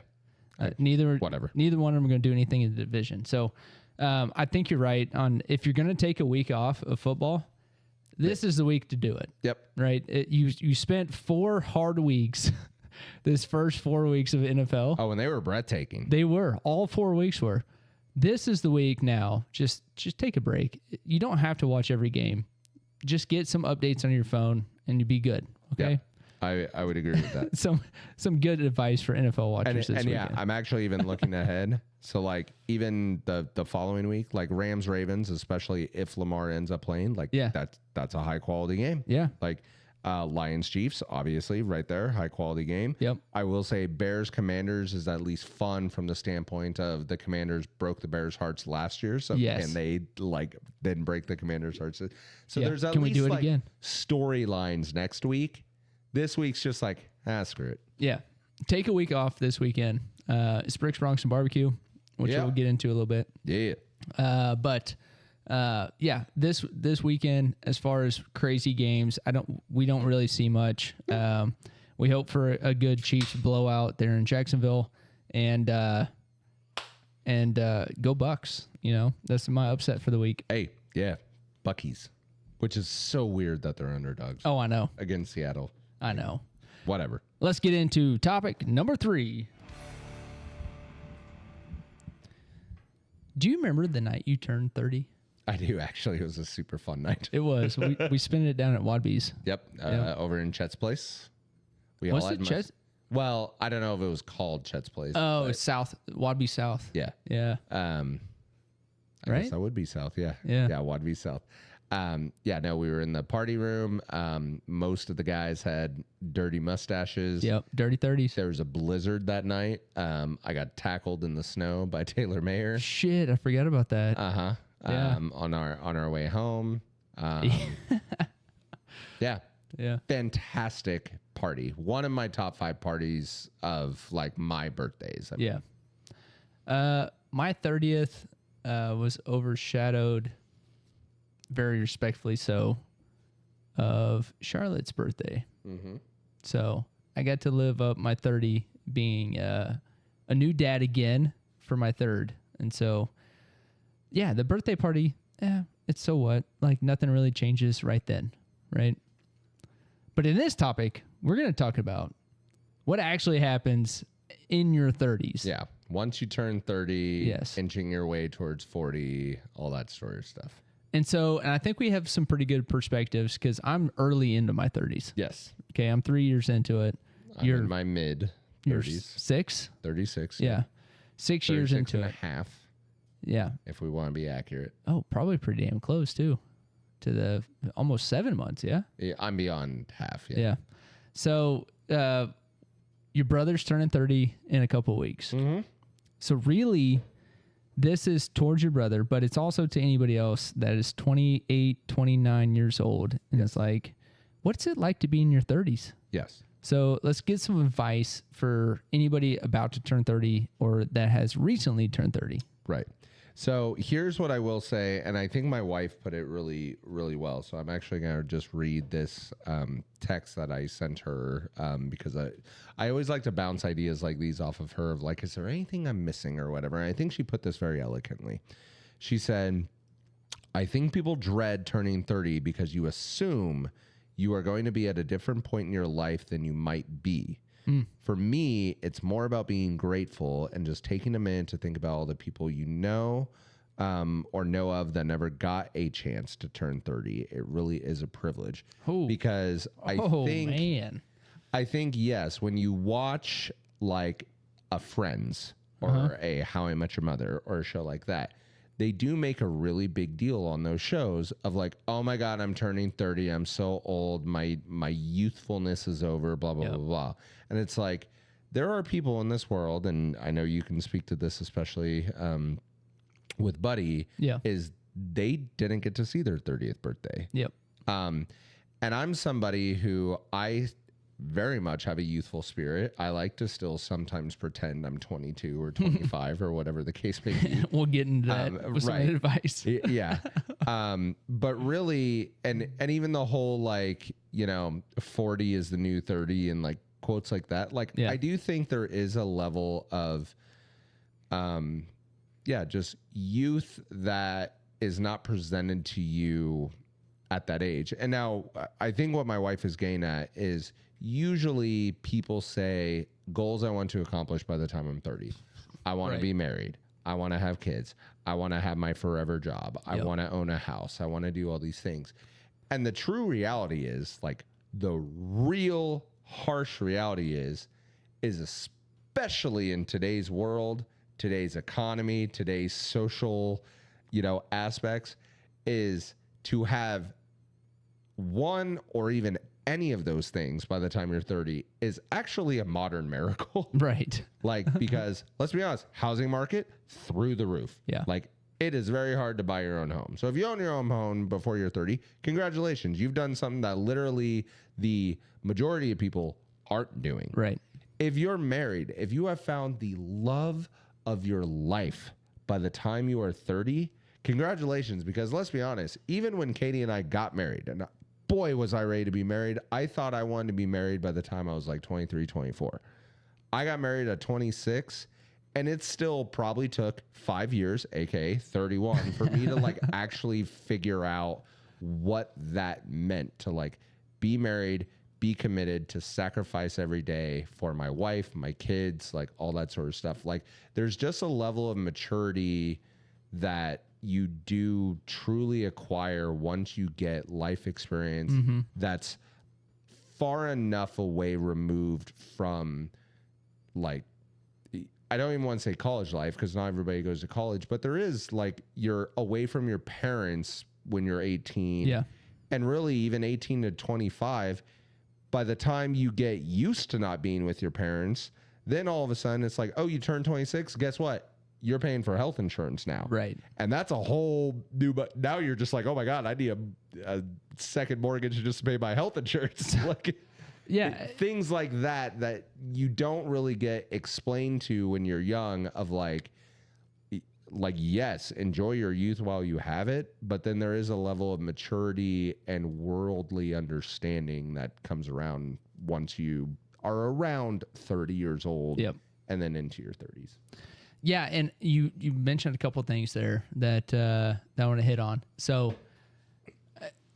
I want to say when you're just leaving the house and then you're graduating college, whenever that is, or you have to go out on your own in the real world without college to fall back onto with partying for any excuse or going to class or having somebody there holding your hand. Yes. When you get out on your own, like that's a whole new ball game, right? Like it's a whole new ball game. It's a life lesson that you learn when you turn 18 and you go to college, and then all of a sudden there's a new life lesson after college or after you're making that realization that I'm working a full-time job now. I have things that I need to be responsible for. Like there's just new levels of norm. Yeah. Right. Yep. Like you go from childhood to junior high to high school, and like you keep gaining responsibilities, and everybody's different with how they were raised, but like I didn't gain the most responsibility until I graduated college. And I proposed to my wife, right? And we were engaged for a year, and then we got married.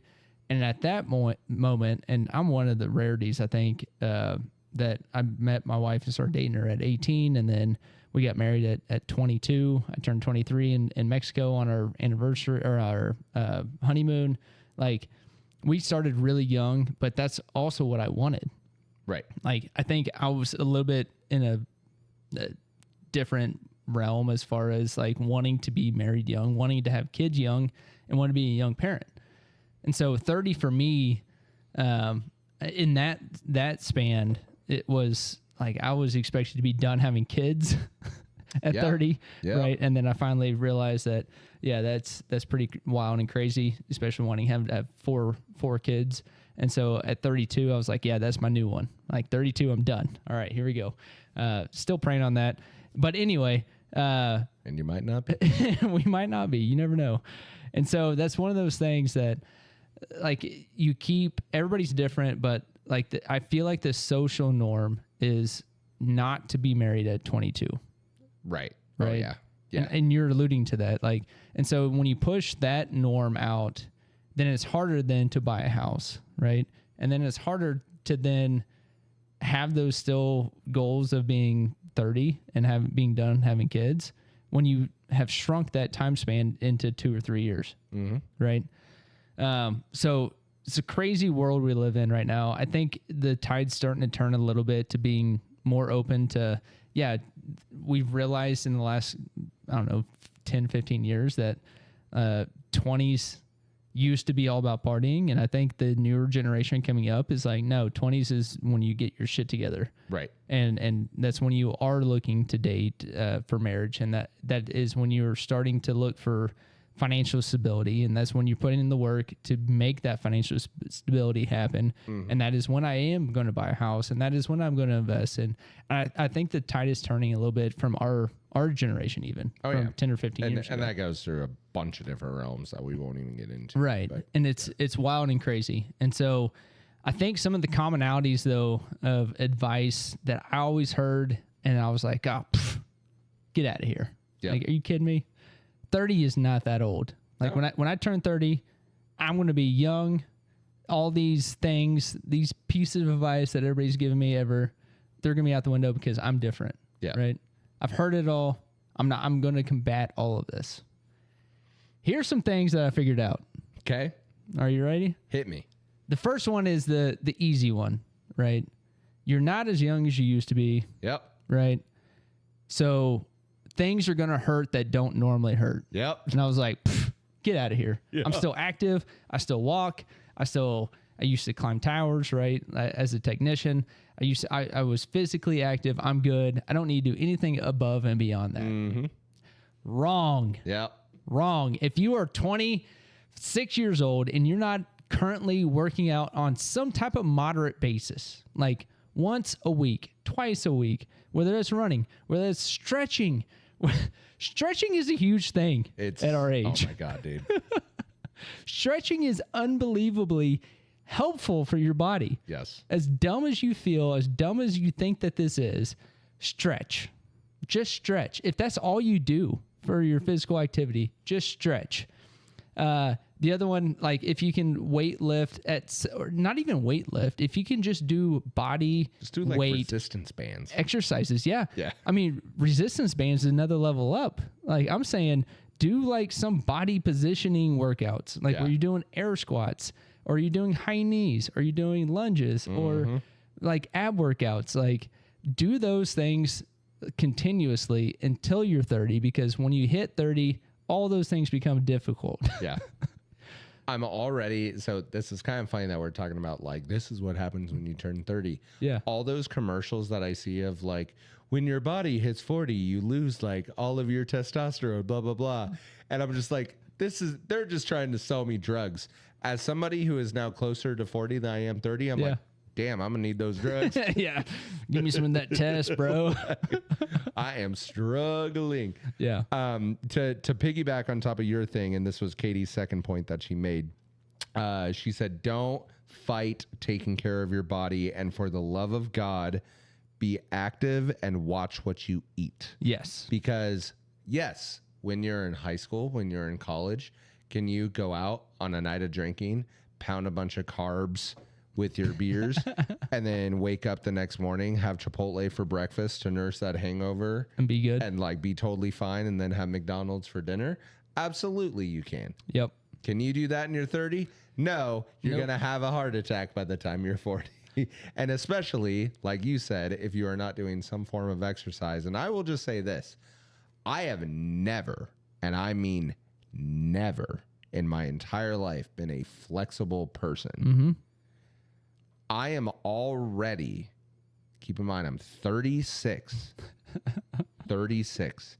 So if I am only a third of the way through my life, which means I live to be 108. I don't think I'll live to be 108. That'd be crazy, but yeah. That'd be wild. But if I am only a third of the way through my life, I am already on certain days struggling to put socks on. Oh, man. Struggling. That's not good, Mark. Struggling to put socks on. It's not good. Pretty soon, I'm going to have to like ask my kids or my wife's help to like clip my toenails. No. To tie my You shoes. can't let it get that point. And that's the thing. Take is your own I advice always here. assumed that was like a obese thing. No. Like I can't reach down and touch my toes because my belly's in the way. Yeah. No. I'm still a very relatively like toothpick looking person, and I can't reach over to properly like tie my shoes and stuff like that.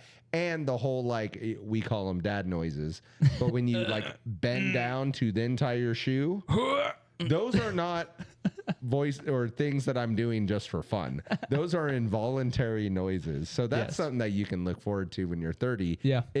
You're not as young as you used to be. You will make involuntary noises. Now, and I say that to even go back to the useful part, is can I still find the energy or find the athleticism or whatever? Like, I'll just quote the great Oklahoman Toby Keith. Okay. I ain't as good as I once was, but I'm as good once as I ever was. Yep. And here's the deal. You can do it one time. Yeah. Whether it's, you're golfing at the Delta Mu with a bunch of college kids. Yeah. Suddenly, athletically, you're playing great golf. Yeah. Drink-wise, you're pounding beers like the best of them. Keeping up with them. All that sort of stuff. You're eating a big steak dinner and taters and all that sort of stuff. Yep.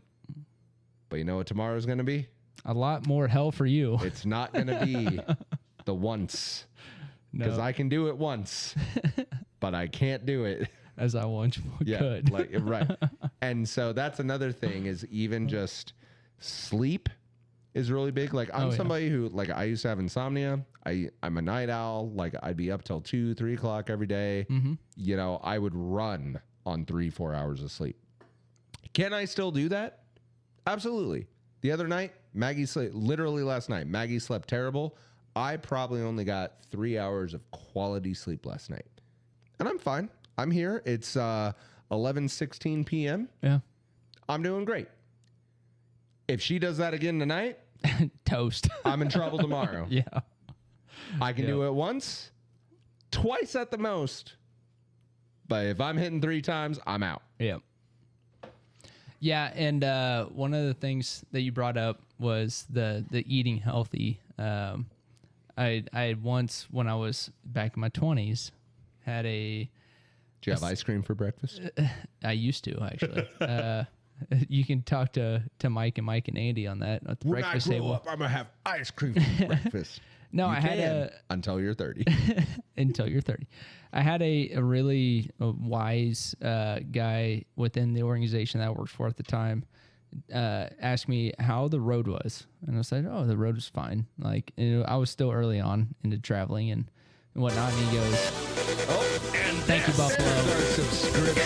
Good job, Alan. Talking about the yes, bust out the clock. See, that just made me feel like I'm 24. I know. Also made me feel like I needed a beer. I think it's your turn. Oh, let's do it. I've done it like the last 3. Look, I'm down to drink more. Hell yes. It's only Wednesday. Until I ain't drinking again until Friday. Until tomorrow morning. So yeah, the thing that I was saying is the guy that was very wise, and he was only like in his early 40s. Garage beer. Asked me how the road was, and I said it's going good. And he goes, "Are you getting tired of gas station food yet?" And I was like, "I mean, no, not really. I don't eat all that much. Like I eat until I'm full and I'm done, you know." And he goes, "Is that the healthiest thing you can do?" And I said, "George, look at me. Like, yeah, I'm healthy." And he goes, "Just because you're skinny does not mean you're healthy." It's true. And I looked at him, and I was like, "Yeah, right." And I was like, "Holy crap!" Though, like it was one of those very profound moments of a conversation that I constantly think about, and even more so now that like I'm getting into a little bit more into my mid-30s. Right. I'm started to run, and I'm started like health has started to become more of a thing that I've thought about. Not that it's super important because I still eat unhealthy all the time, but like I think more about it now when I have a big run coming up or whatever it is with my training. And so I've always thought like, is it really healthy with what I'm eating? And like now with running, it's given me that thing that is, maybe it's not. And so I'll choose something different.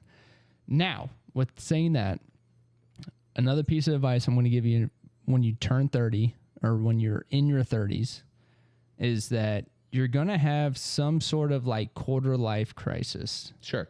Okay.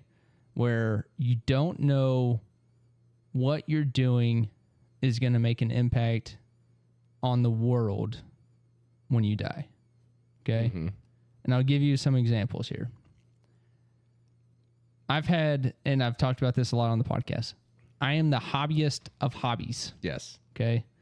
One thing in the last year that has absolutely stuck, and I mean, my woodworking and stuff has, but it's come and go. The podcast has stuck, and it's been one of those things that I'm very grateful for, and that we keep doing. But one of the things that I thought was going to be just like another one of those hobbies was running. And somehow, some way, I'm almost at a year now, over a year as far as training goes for something. But as far as half marathon training, I'm almost at a year. And that has been something that's been kind of life changing for me because I've stopped thinking about it as more of a, like, what am I giving to the world? Like, this is something that is for me and for me that is going to help me be a better person for the world. Right. Right. And so, like, be prepared to have... Can't help the world if you're dead. Right. Like, be prepared to have one of those moments after your quarter life century or quarter life crisis that you find something that is locked into with something related to health, because there's people that I think more people sign up for their first marathon after they turn 30 than before they turn 30. I'd believe that. And so you're either going to be a very big history buff. Okay. You're going to either like dive way into history, like even back to Greek and Roman and biblical times. Shut up about my boy Apollo. Okay? Right. Athena. Or you're going to be a health nut and you're going to sign up for a triathlon. You're going to sign up for a 5K, a 10K, of half marathon, whatever it is. Or you're going to be super into crazy new fads like EDM music to try to stay young. Oh God. Or please just stay in your lane, people. Or you're going to be like a new social media influencer after you turn 30 and you had one kid and now you know all about dad life. Like, you're going to find something, and whatever you do, find it, make sure that you like it, make sure that it works for you, and just run with it. I will say the desperate, like, TikTok moms drive me crazy. Oh, yeah. Ugh. Or the 25-year-old new dad, I just had a baby, and now he's like trying to do all these DIY stuff around the house and teach us all about it. Trust me, I love DIY, but so come on. to I guess this is partially a piggyback, but like we were talking about like fitness and stuff. Yeah. What is funny, and contrary to my wife's message, she is not an exercise person at all. Like she believes in like going on walks and stuff like that, but like you would never catch her like actively, like stretching or doing anything like that. So she's someone who's like, well, I eat healthy and that's good enough. And like for me, it's like, well, sometimes, I'll run around or whatever with like my kids at my job or whatever, and that's good enough. And so this is partly what leads into that. Is one of the best things to look forward to in your 30s is your pardon the language, but your give a fuck meter. Oh, it's way down. Gets so much better, and I say better. Because look, we've preached on this podcast multiple times that don't be out there trying to please the world. Right. Don't be out there, searching for Instagram likes and stuff like that. And I know that that's a very like, oh, well, you don't know because you're like a part of an older generation. It's like, no, it's absolutely true. Is you, and this even goes to your friends, right? Is when I graduated, high school or college or whatever, it's like I have all of these friends. I'm going to be friends with these people the rest of my life. Yep. We're going to hang out. We're going to get married. We're going to raise our kids together, all that sort of stuff. I have a very select group of people that I hang out with. They're the people I will hang out with the rest of my life. And that's all I want. Like, I don't got time for new friends. I don't want to make new friends. I don't care. Like, because that's work, and I don't know what your life story was. I don't care, like, all that sort of stuff. And it's one of those things where, so to tie that in is my wife is very like, well, I eat healthy, and so that's good enough right now because her give a fuck meter's not quite where it needs to be. Now, granted, if all of a sudden she goes to the doctor and they're like, look, you need to start exercising or else you're going to have problems. Okay, then we have that scare. Yep. I'm going to be in the same boat of like, I do not eat healthy and I definitely don't work out and stuff. And what I'm essentially waiting for is that like that wake up get moment. It together day, which ironically is probably not as far off as I would like to believe it is. Yep. But when that day happens, like, yes, I'll take it more seriously. And that is kind of a two sides of the same coin of like, on one hand, do I give a crap about other people's thoughts, opinions? Like, I don't have time for stupid people, that sort of stuff. Right. No. My meter, don't care. All the way off. But then when that day comes where it's like, look, you need to make real life choices, whether it's, like lower your cholesterol, stop drinking, get 8 hours of sleep a night, whatever. I'm also very aware that that's not far away. Right. And so my advice, particularly my brother who's about to turn 30, is don't follow in your older brother's example, because I still very much like to stay up till 2 a.m. playing Xbox, drinking beer as if I'm a college kid. Right. But I also know this is not what I should be doing. I'm just going to get away with it while I can. Because, I do want to still be selfish. And that's one of the best parts about being 30 is like, yes, I have responsibilities. I adhere to those responsibilities, but I'm still at a young enough age, which is why, again, 30 is not you're old and you're decrepit or whatever. It's like, no, if I still want to be hosting a podcast late at night, drinking beer with my best friend, I can do that. And I can still not suffer the next day. Exactly. Because we're more responsible with our beers. Now, 5 years from now, when I'm in my 40s, we might have to start a podcast at like 6 p.m. Perfect. Because bedtime's at 9:30. I love that. I love that. I'm gonna maybe put words in your mouth when you're talking about selecting friends. Piece of advice that I also share with what Mark was saying there is be okay with not being as close to some friends that you used to be close with. Yep. Right? Yep. When you turn 30 and you're having a family and you have kids, it's okay to not be as close or as consistent with the friends that you used to have. Yes. Right. You really choose your friends based off of how similar you're raising your family at that point. Yep. I agree. Which I think is one of the things that I've talked about on the podcast before, how beautiful it is with us and the Soldens and the McNarys, right? Like all 4 families really gel together, and that we can literally have a 20-some kid. Yeah. We're not that far yet. We can have 15 or 16 kids all together, and all the kids are playing well together. All 8 of us adults are drinking or maybe not drinking. We've had pregnancies in the past, and sometimes the men are drinking. The men are drinking. But like the way that we get along so well together is it's unbelievable. Can I actually perfectly paint this picture? Yeah. We've all literally played the board game life, right? Yeah. Like, you go to college, you get married, like, you pull a card and it's, oh, I'm a professional athlete. This is great. Like, obviously that's unrealistic. The actual real tried and true game of life is a lot easier to play when everybody else is on the same space. Yeah. Yep. 100%. 100%. If you got someone stuck back in college, someone who's somehow already way ahead on retirement, someone else who, like they just had twins and you're just like, what is going on? Like, why did my mortgage just spike? Like all that sort. Like, it's so much easier to play the game of life if everybody else is on the same space as you. Yeah.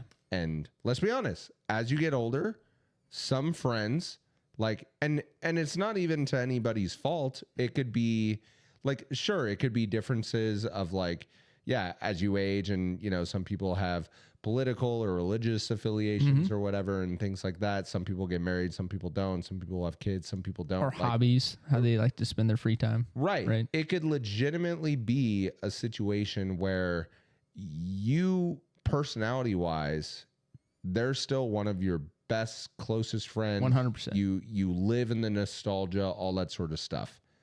However, could you do the day-to-day with that person? Yeah, it's the time involvement, right?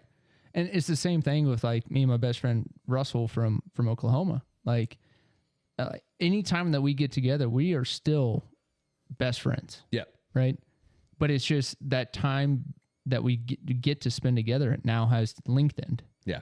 But it's like when we get together, we're still friends. So my advice is don't forget about those friends. You're really good friends. It's just understand that it's not ever going to be the same when you get to a certain point in your life. And a lot of times that's 30. Another good example is even what I used to call the roommate test. Yeah. So like TJ and I, for example, we are best friends. We just had dinner last weekend, had a great time. TJ and I did not work together as roommates because we assumed it was just going to be party time all the time. Right. And what we came to realize is we just have different lifestyles. And we lasted, I think, 3-4 months together as roommates before he finally was like, I'm going to move out to save our friendship. Yeah. Type of a thing. I got to go, man. And it's the same thing as you get older. Is like, TJ, of course, we can still go have a boys trip to Vegas, Oklahoma City. He can come back for a weekend. He can come back for Delta Mu, play golf. Yep. But if we're both being honest with each other, because of the fact that he works all the time, he and his wife have no kids, no like that type of responsibilities. Right. And the kid responsibility. Yeah. We're on different wavelengths. Yeah. And so if he were to, for example, move back to Russell and be here full time, I feel like we would not vibe as well as we do with the limited time we have together. Because again, we would either not be on the same wavelength as far as kids or marriage or career or whatever the case is. Just two different understandings. Right. We're at different points in our life, despite the fact that we are literally a couple days apart in terms of age. And so that's another factor with the 30 thing is age is a number. But like you said earlier, when people give you advice about these particular milestones in your life, in your 30s, you're going to feel this. In your 40s, you're going to feel this. In your 50s, you're going to feel this.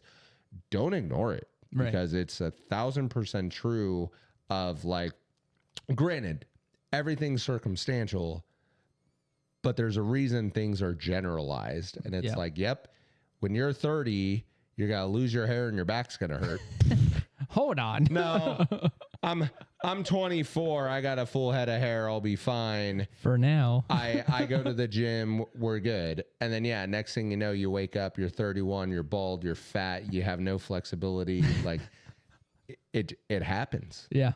It happened to me. I mean, yeah, 28 was when I shaved my head and realized I need to start doing something because I was starting to, my back was hurting. I'd have weird pains every now and then. Yeah.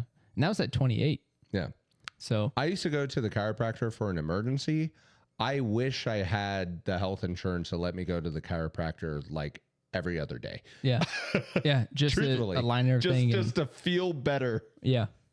Yeah. And that's, unreal. The other thing that I was going to have advice about that I'm forgetting right now, damn it. I mean, Alan, if you're still in the chat, feel free to throw something in there because you're in your 30s. Yeah. And if you've learned anything between, and it doesn't even have to be 20s to 30s. It could just be life changes in general that you thought was bogus when you were 10, 11, 12 years old. Oh, I got it.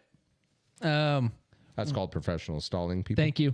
When you become a homeowner, this is something I wasn't really prepared for. And I actually had the thought today because I still struggle with this, is the newfound chores of a homeowner. Mm-hmm. Okay.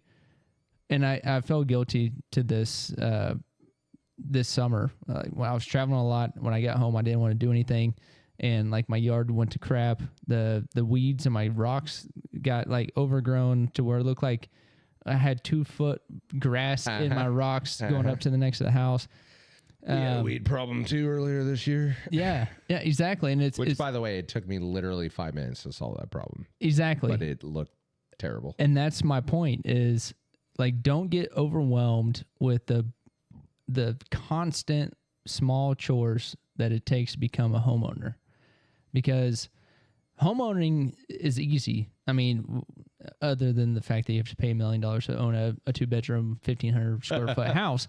But after you get there, like, yeah, you own your own home. It's easy. That's when the work starts, really. Yeah. You have to understand what your house is like. Do you have old pipes? Do you have old electricity? Do you have old flooring and walls and yada, yada, yada?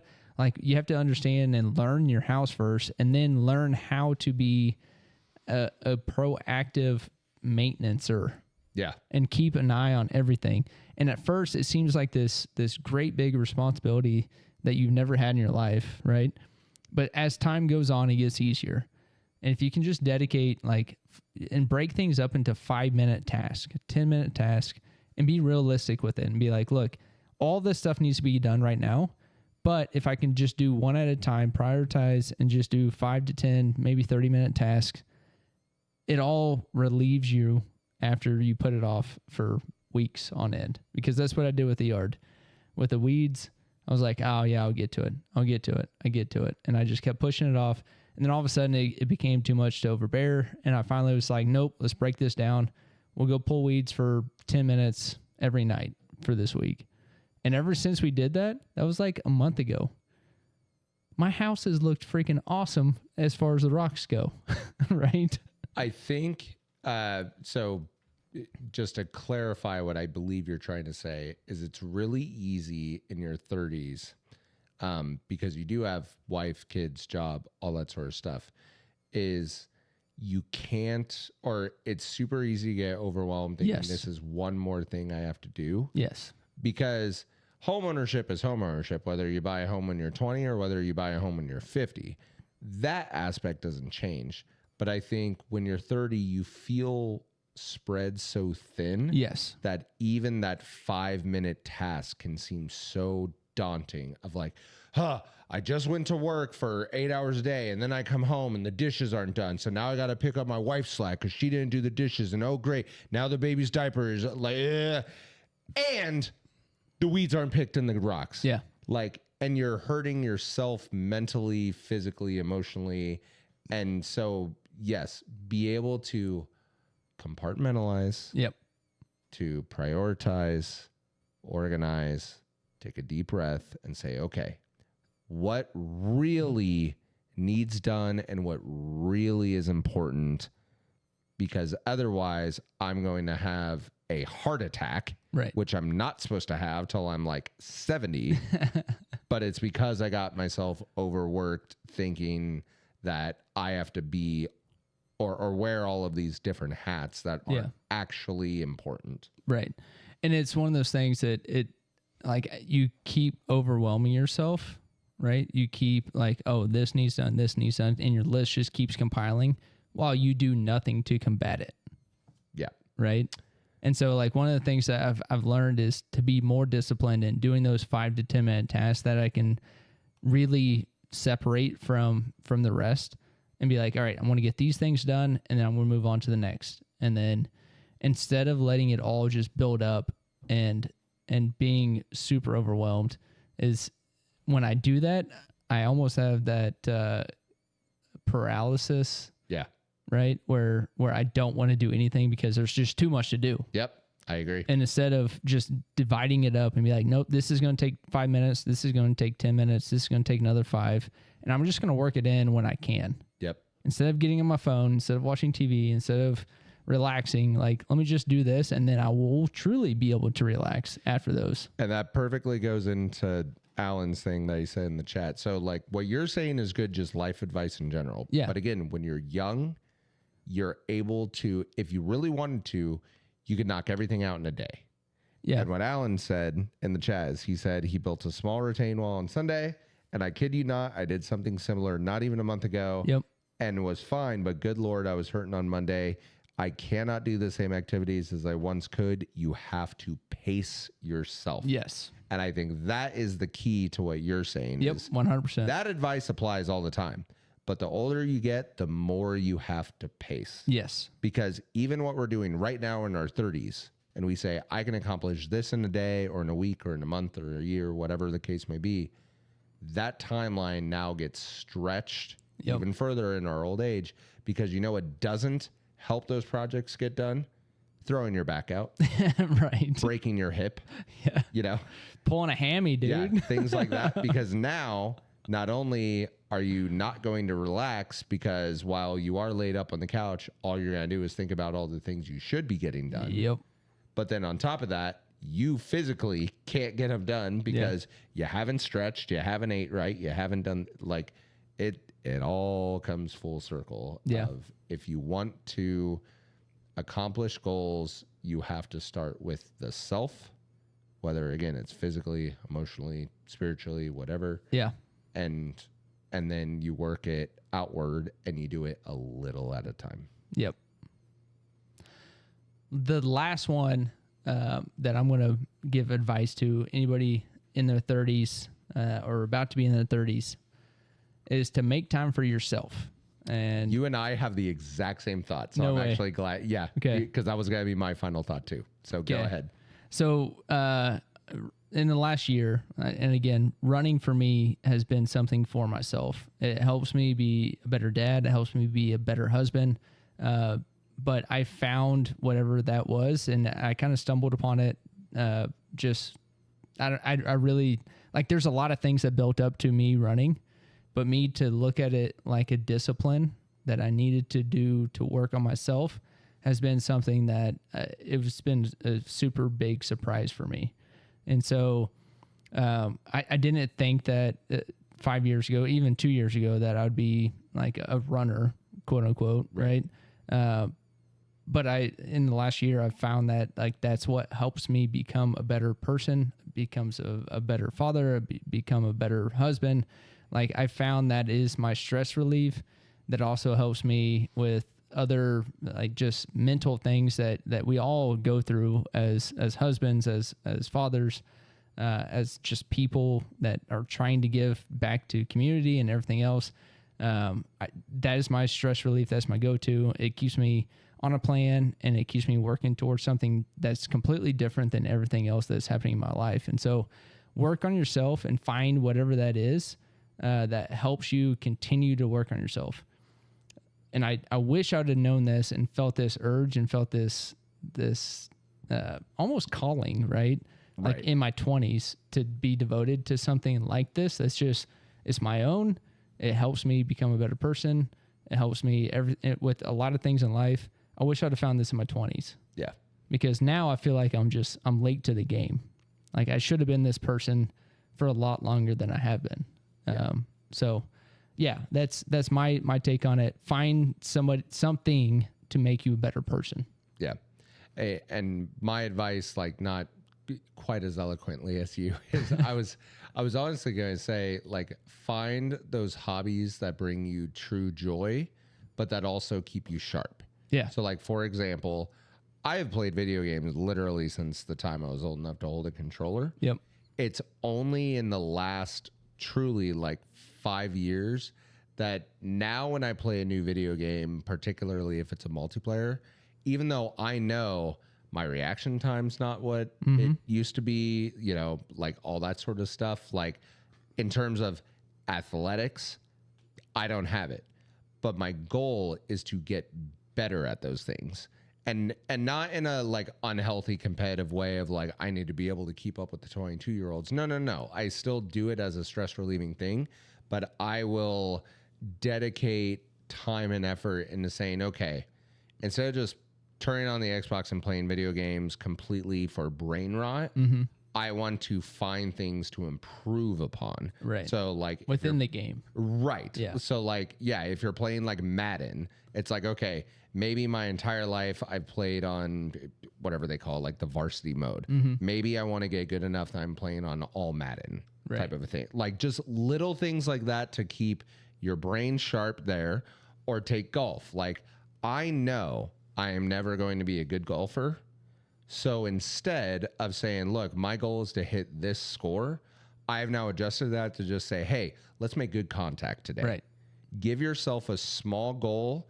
And that's something physical too, of like, and I'm also very aware, like ever since like I broke my elbow, truthfully, and I know it sounds funny, but I'm just laughing at it. Sounds funny, but truthfully, like I'm very aware if I go into a golf round cold, those first 2-3 holes are going to not be good because my elbows have not stretched out, regained their flexibility, you know, popped a couple of times, all that sort of stuff. So like to then get mad that I get a double bogey or triple bogey on hole one is dumb because it's like, no, physically you are not yet ready to play golf. Right. So instead, if my goal is just, okay, tell you what, yeah, whether I hit the driving range first or whether I go in cold, once I get my body prepared to play, okay, now let's make good contact on the ball, try to hit it straight, you know, whatever the goal is that day. Yep. It's never a score anymore.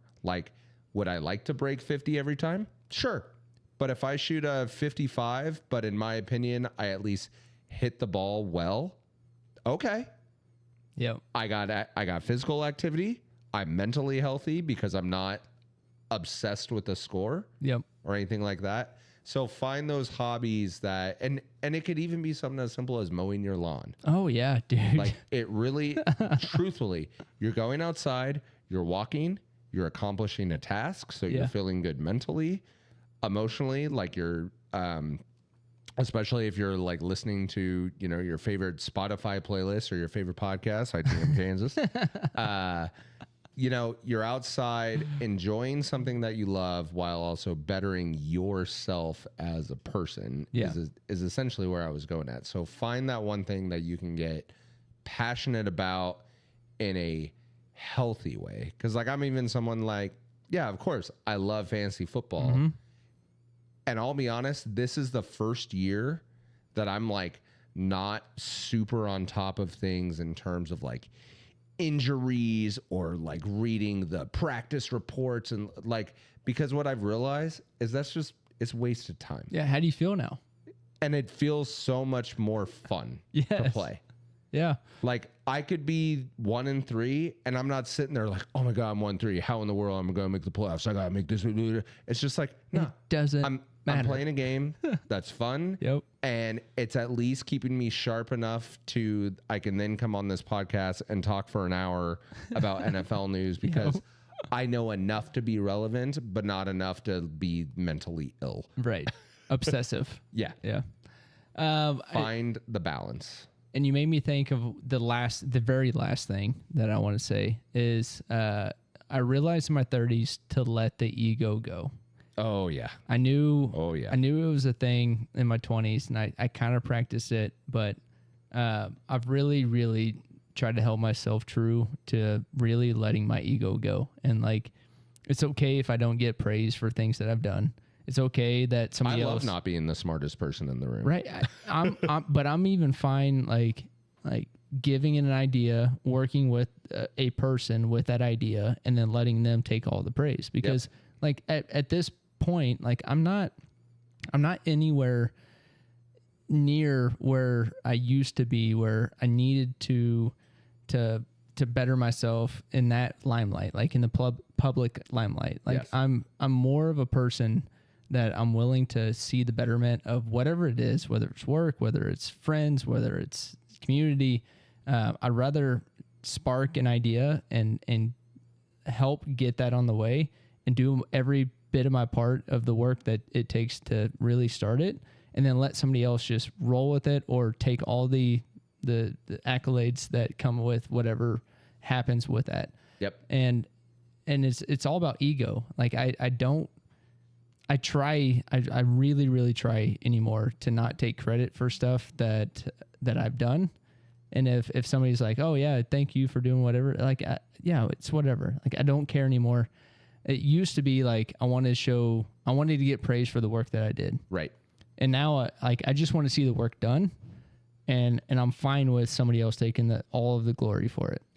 I think honestly, and this even goes along with the hobby thing, you could look at this podcast as a perfect example of how to live your 30s. Truthfully, when we started this podcast hype, what was your goal that you had in mind when we very first started and you said, I have an idea, we should do this podcast. Here's the goal we're setting for ourselves. Yeah, we're going to beat You Betcha. Right. Yeah. One of the biggest, arguably the biggest Midwest podcasts out there. Yeah. We're going to make money. We're going to retire from our jobs. Yep. We're just going to sit behind a microphone all day, create content, all that sort of stuff. Yep. You have these big goals, these big aspirations, and that's fine. That's not saying you can't have those things. Like, I'd love to be, or there's kids out there, like, I want to be an NFL player. Well, you know what? Sometimes it's not going to happen. Yep. And then what ends up happening is as you get into something, you grow to love it for what it is, and you grow to appreciate what it does for you as a person. Right. So again, we have talked multiple times on this podcast that it's no longer about how many people are viewing us in the chat, right? How many people are listening to it. Like, that was something we paid attention to early on, but I couldn't tell you the last time I checked our Twitch numbers. I couldn't tell you the last time I checked our Spotify listen numbers. I have no idea. For all I know, no one's listening to us. Buffalo is. Well, Alan is, because he's in the chat. But point is now what this podcast is it's a mental health break where I can go hang out with my friends. Yeah. Which is something I enjoy doing. I get to pretend like I'm youthful again by staying up late, having some beers. I get to talk either stupid stuff that doesn't matter, like whether or not the Chiefs beat the Ravens, or I get to talk real life stuff like, hey, here's how we're going to get through our 30s together. Right. And so it's now a hobby that I enjoy, and this is why I fully believe that it's stuck, is because we are no longer in it for the wrong reasons. We're doing it for the right reasons. Yep. Which is what, in essence, being in your 30s is about, is realizing, here's what I thought about the world, here's the way the world is, and here's how I'm going to make the best of it. Yeah. For us. Yeah. Like for us to be better. Yeah. Really, at the end of the day. Regardless of whatever joys or tragedies there are, here's how I'm going to seize the day. Yeah. Yeah, 100%. That's what this podcast does. Holy hell. Come to the front porch. Yeah, come to the front porch, Hang baby. out.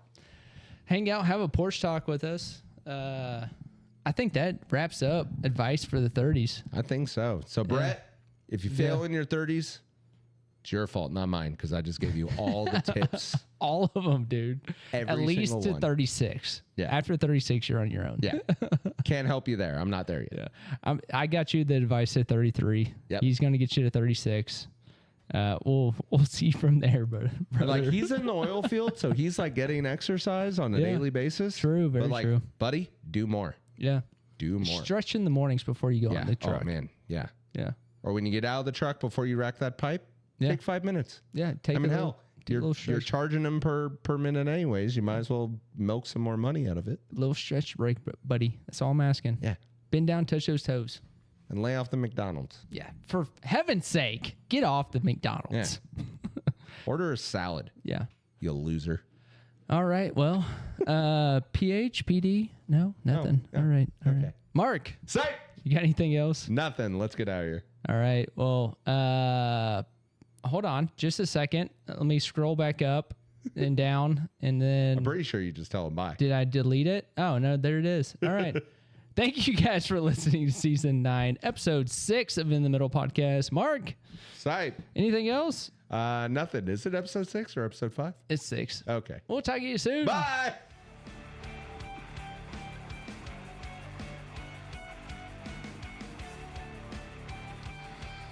Speaking of being old, my back hurts. My hip hurts. The best advice is to wipe your own ass twice. Twice. I don't know what that meant, I didn't either. but okay. I do have to pee. Yeah. I about exploded earlier. I could tell. You went running to the bathroom. Yeah. Hamies were screaming. Yeah, dude. I so wish sometimes, okay. I want to put it this way. I wish that I could have my 20-year-old body back just because I took it for granted. And I know I've heard this so many times that, oh yeah, just enjoy it while you're young. And holy cow. 30, I think 2, maybe 3 was when I was like, yeah, enjoy it when you're young. I've already started saying it. And I'm only 10, 15 years from my 30, or like from the early my 30s, right? Like the 20s, the early 20s. Jeez Louise. But it's true. It's true. If I could go back to college, Chris, and like running and working out and being on the track team and all that, I want to get there. And that's the thing that I said. There's 2 parts to this. Back then, it was so easy. I didn't know anything else. I let it go, and that's the biggest thing. I let it go in like my mid-30s, or my mid-20s, and then trying to get it back in your 30s is difficult. And I'm getting there, but I also have to realize, like when I'm running and training, that like I have to let times go. I have to let like what I used to be able to do just go, and just be grateful that I'm going out and running now, which is crazy. Not a thought that I was able to combat easily. I remember thinking like an 8-minute mile was just ridiculous. Like I could run that in my sleep. But yeah, you have to let a lot of those things go when you get older, and realize that you can do just what you can do. And that's the thing it's crazy about getting older. I gotta be honest, that was one of those pisses where, like, after a while, I looked down at my own penis. I was like, damn, are you done? Yeah, are you still going? Like, I was very impressed. It's another thing in your 30s. Yeah. You just pee forever. Just forever. And way more often. Yeah, way more often. The wake up at 6 o'clock to pee thing, that's starting to be a real deal. Yeah. And I know that time is also going to get shorter to the point where it's like, then it's going to be 4, then it's going to be 3, then 2. Yeah. Then it's going to be, I have to wake up at 1 and 4. Then you're just dehydrated all the time because you don't ever pee. Oh, it's going to be the worst. I don't think that's the right one. Had on the first try. Let's see. Who else is in? Let's see. Following Trends, Chelsea, Deadly Dill, Milkman, Moist. Again, I have no idea who this Moist guy is. I think he was like season 2 or 3. I don't Like when we first started streaming. I mean, 4.1K viewers. That's a lot of viewers. It is. Oh, I don't care. Or we don't have to rate anybody either. All right. I'm not really feeling it. Me either. Sucks to suck. All right. Well, we're going to get out of here because it is 11:58. Yeah, by the way, I definitely thought we were going to have a super short episode So did I. because it was just the two of us. And it was 2 hours and 7 or 8 minutes. Sorry, peeps. Woof. All right. Well, this was season 9, episode 6 of In the Middle Podcast. 119. 96. That was my old hockey number. The next one is 120. 420? 120. 120. Ah. We'll talk to you soon. Bye.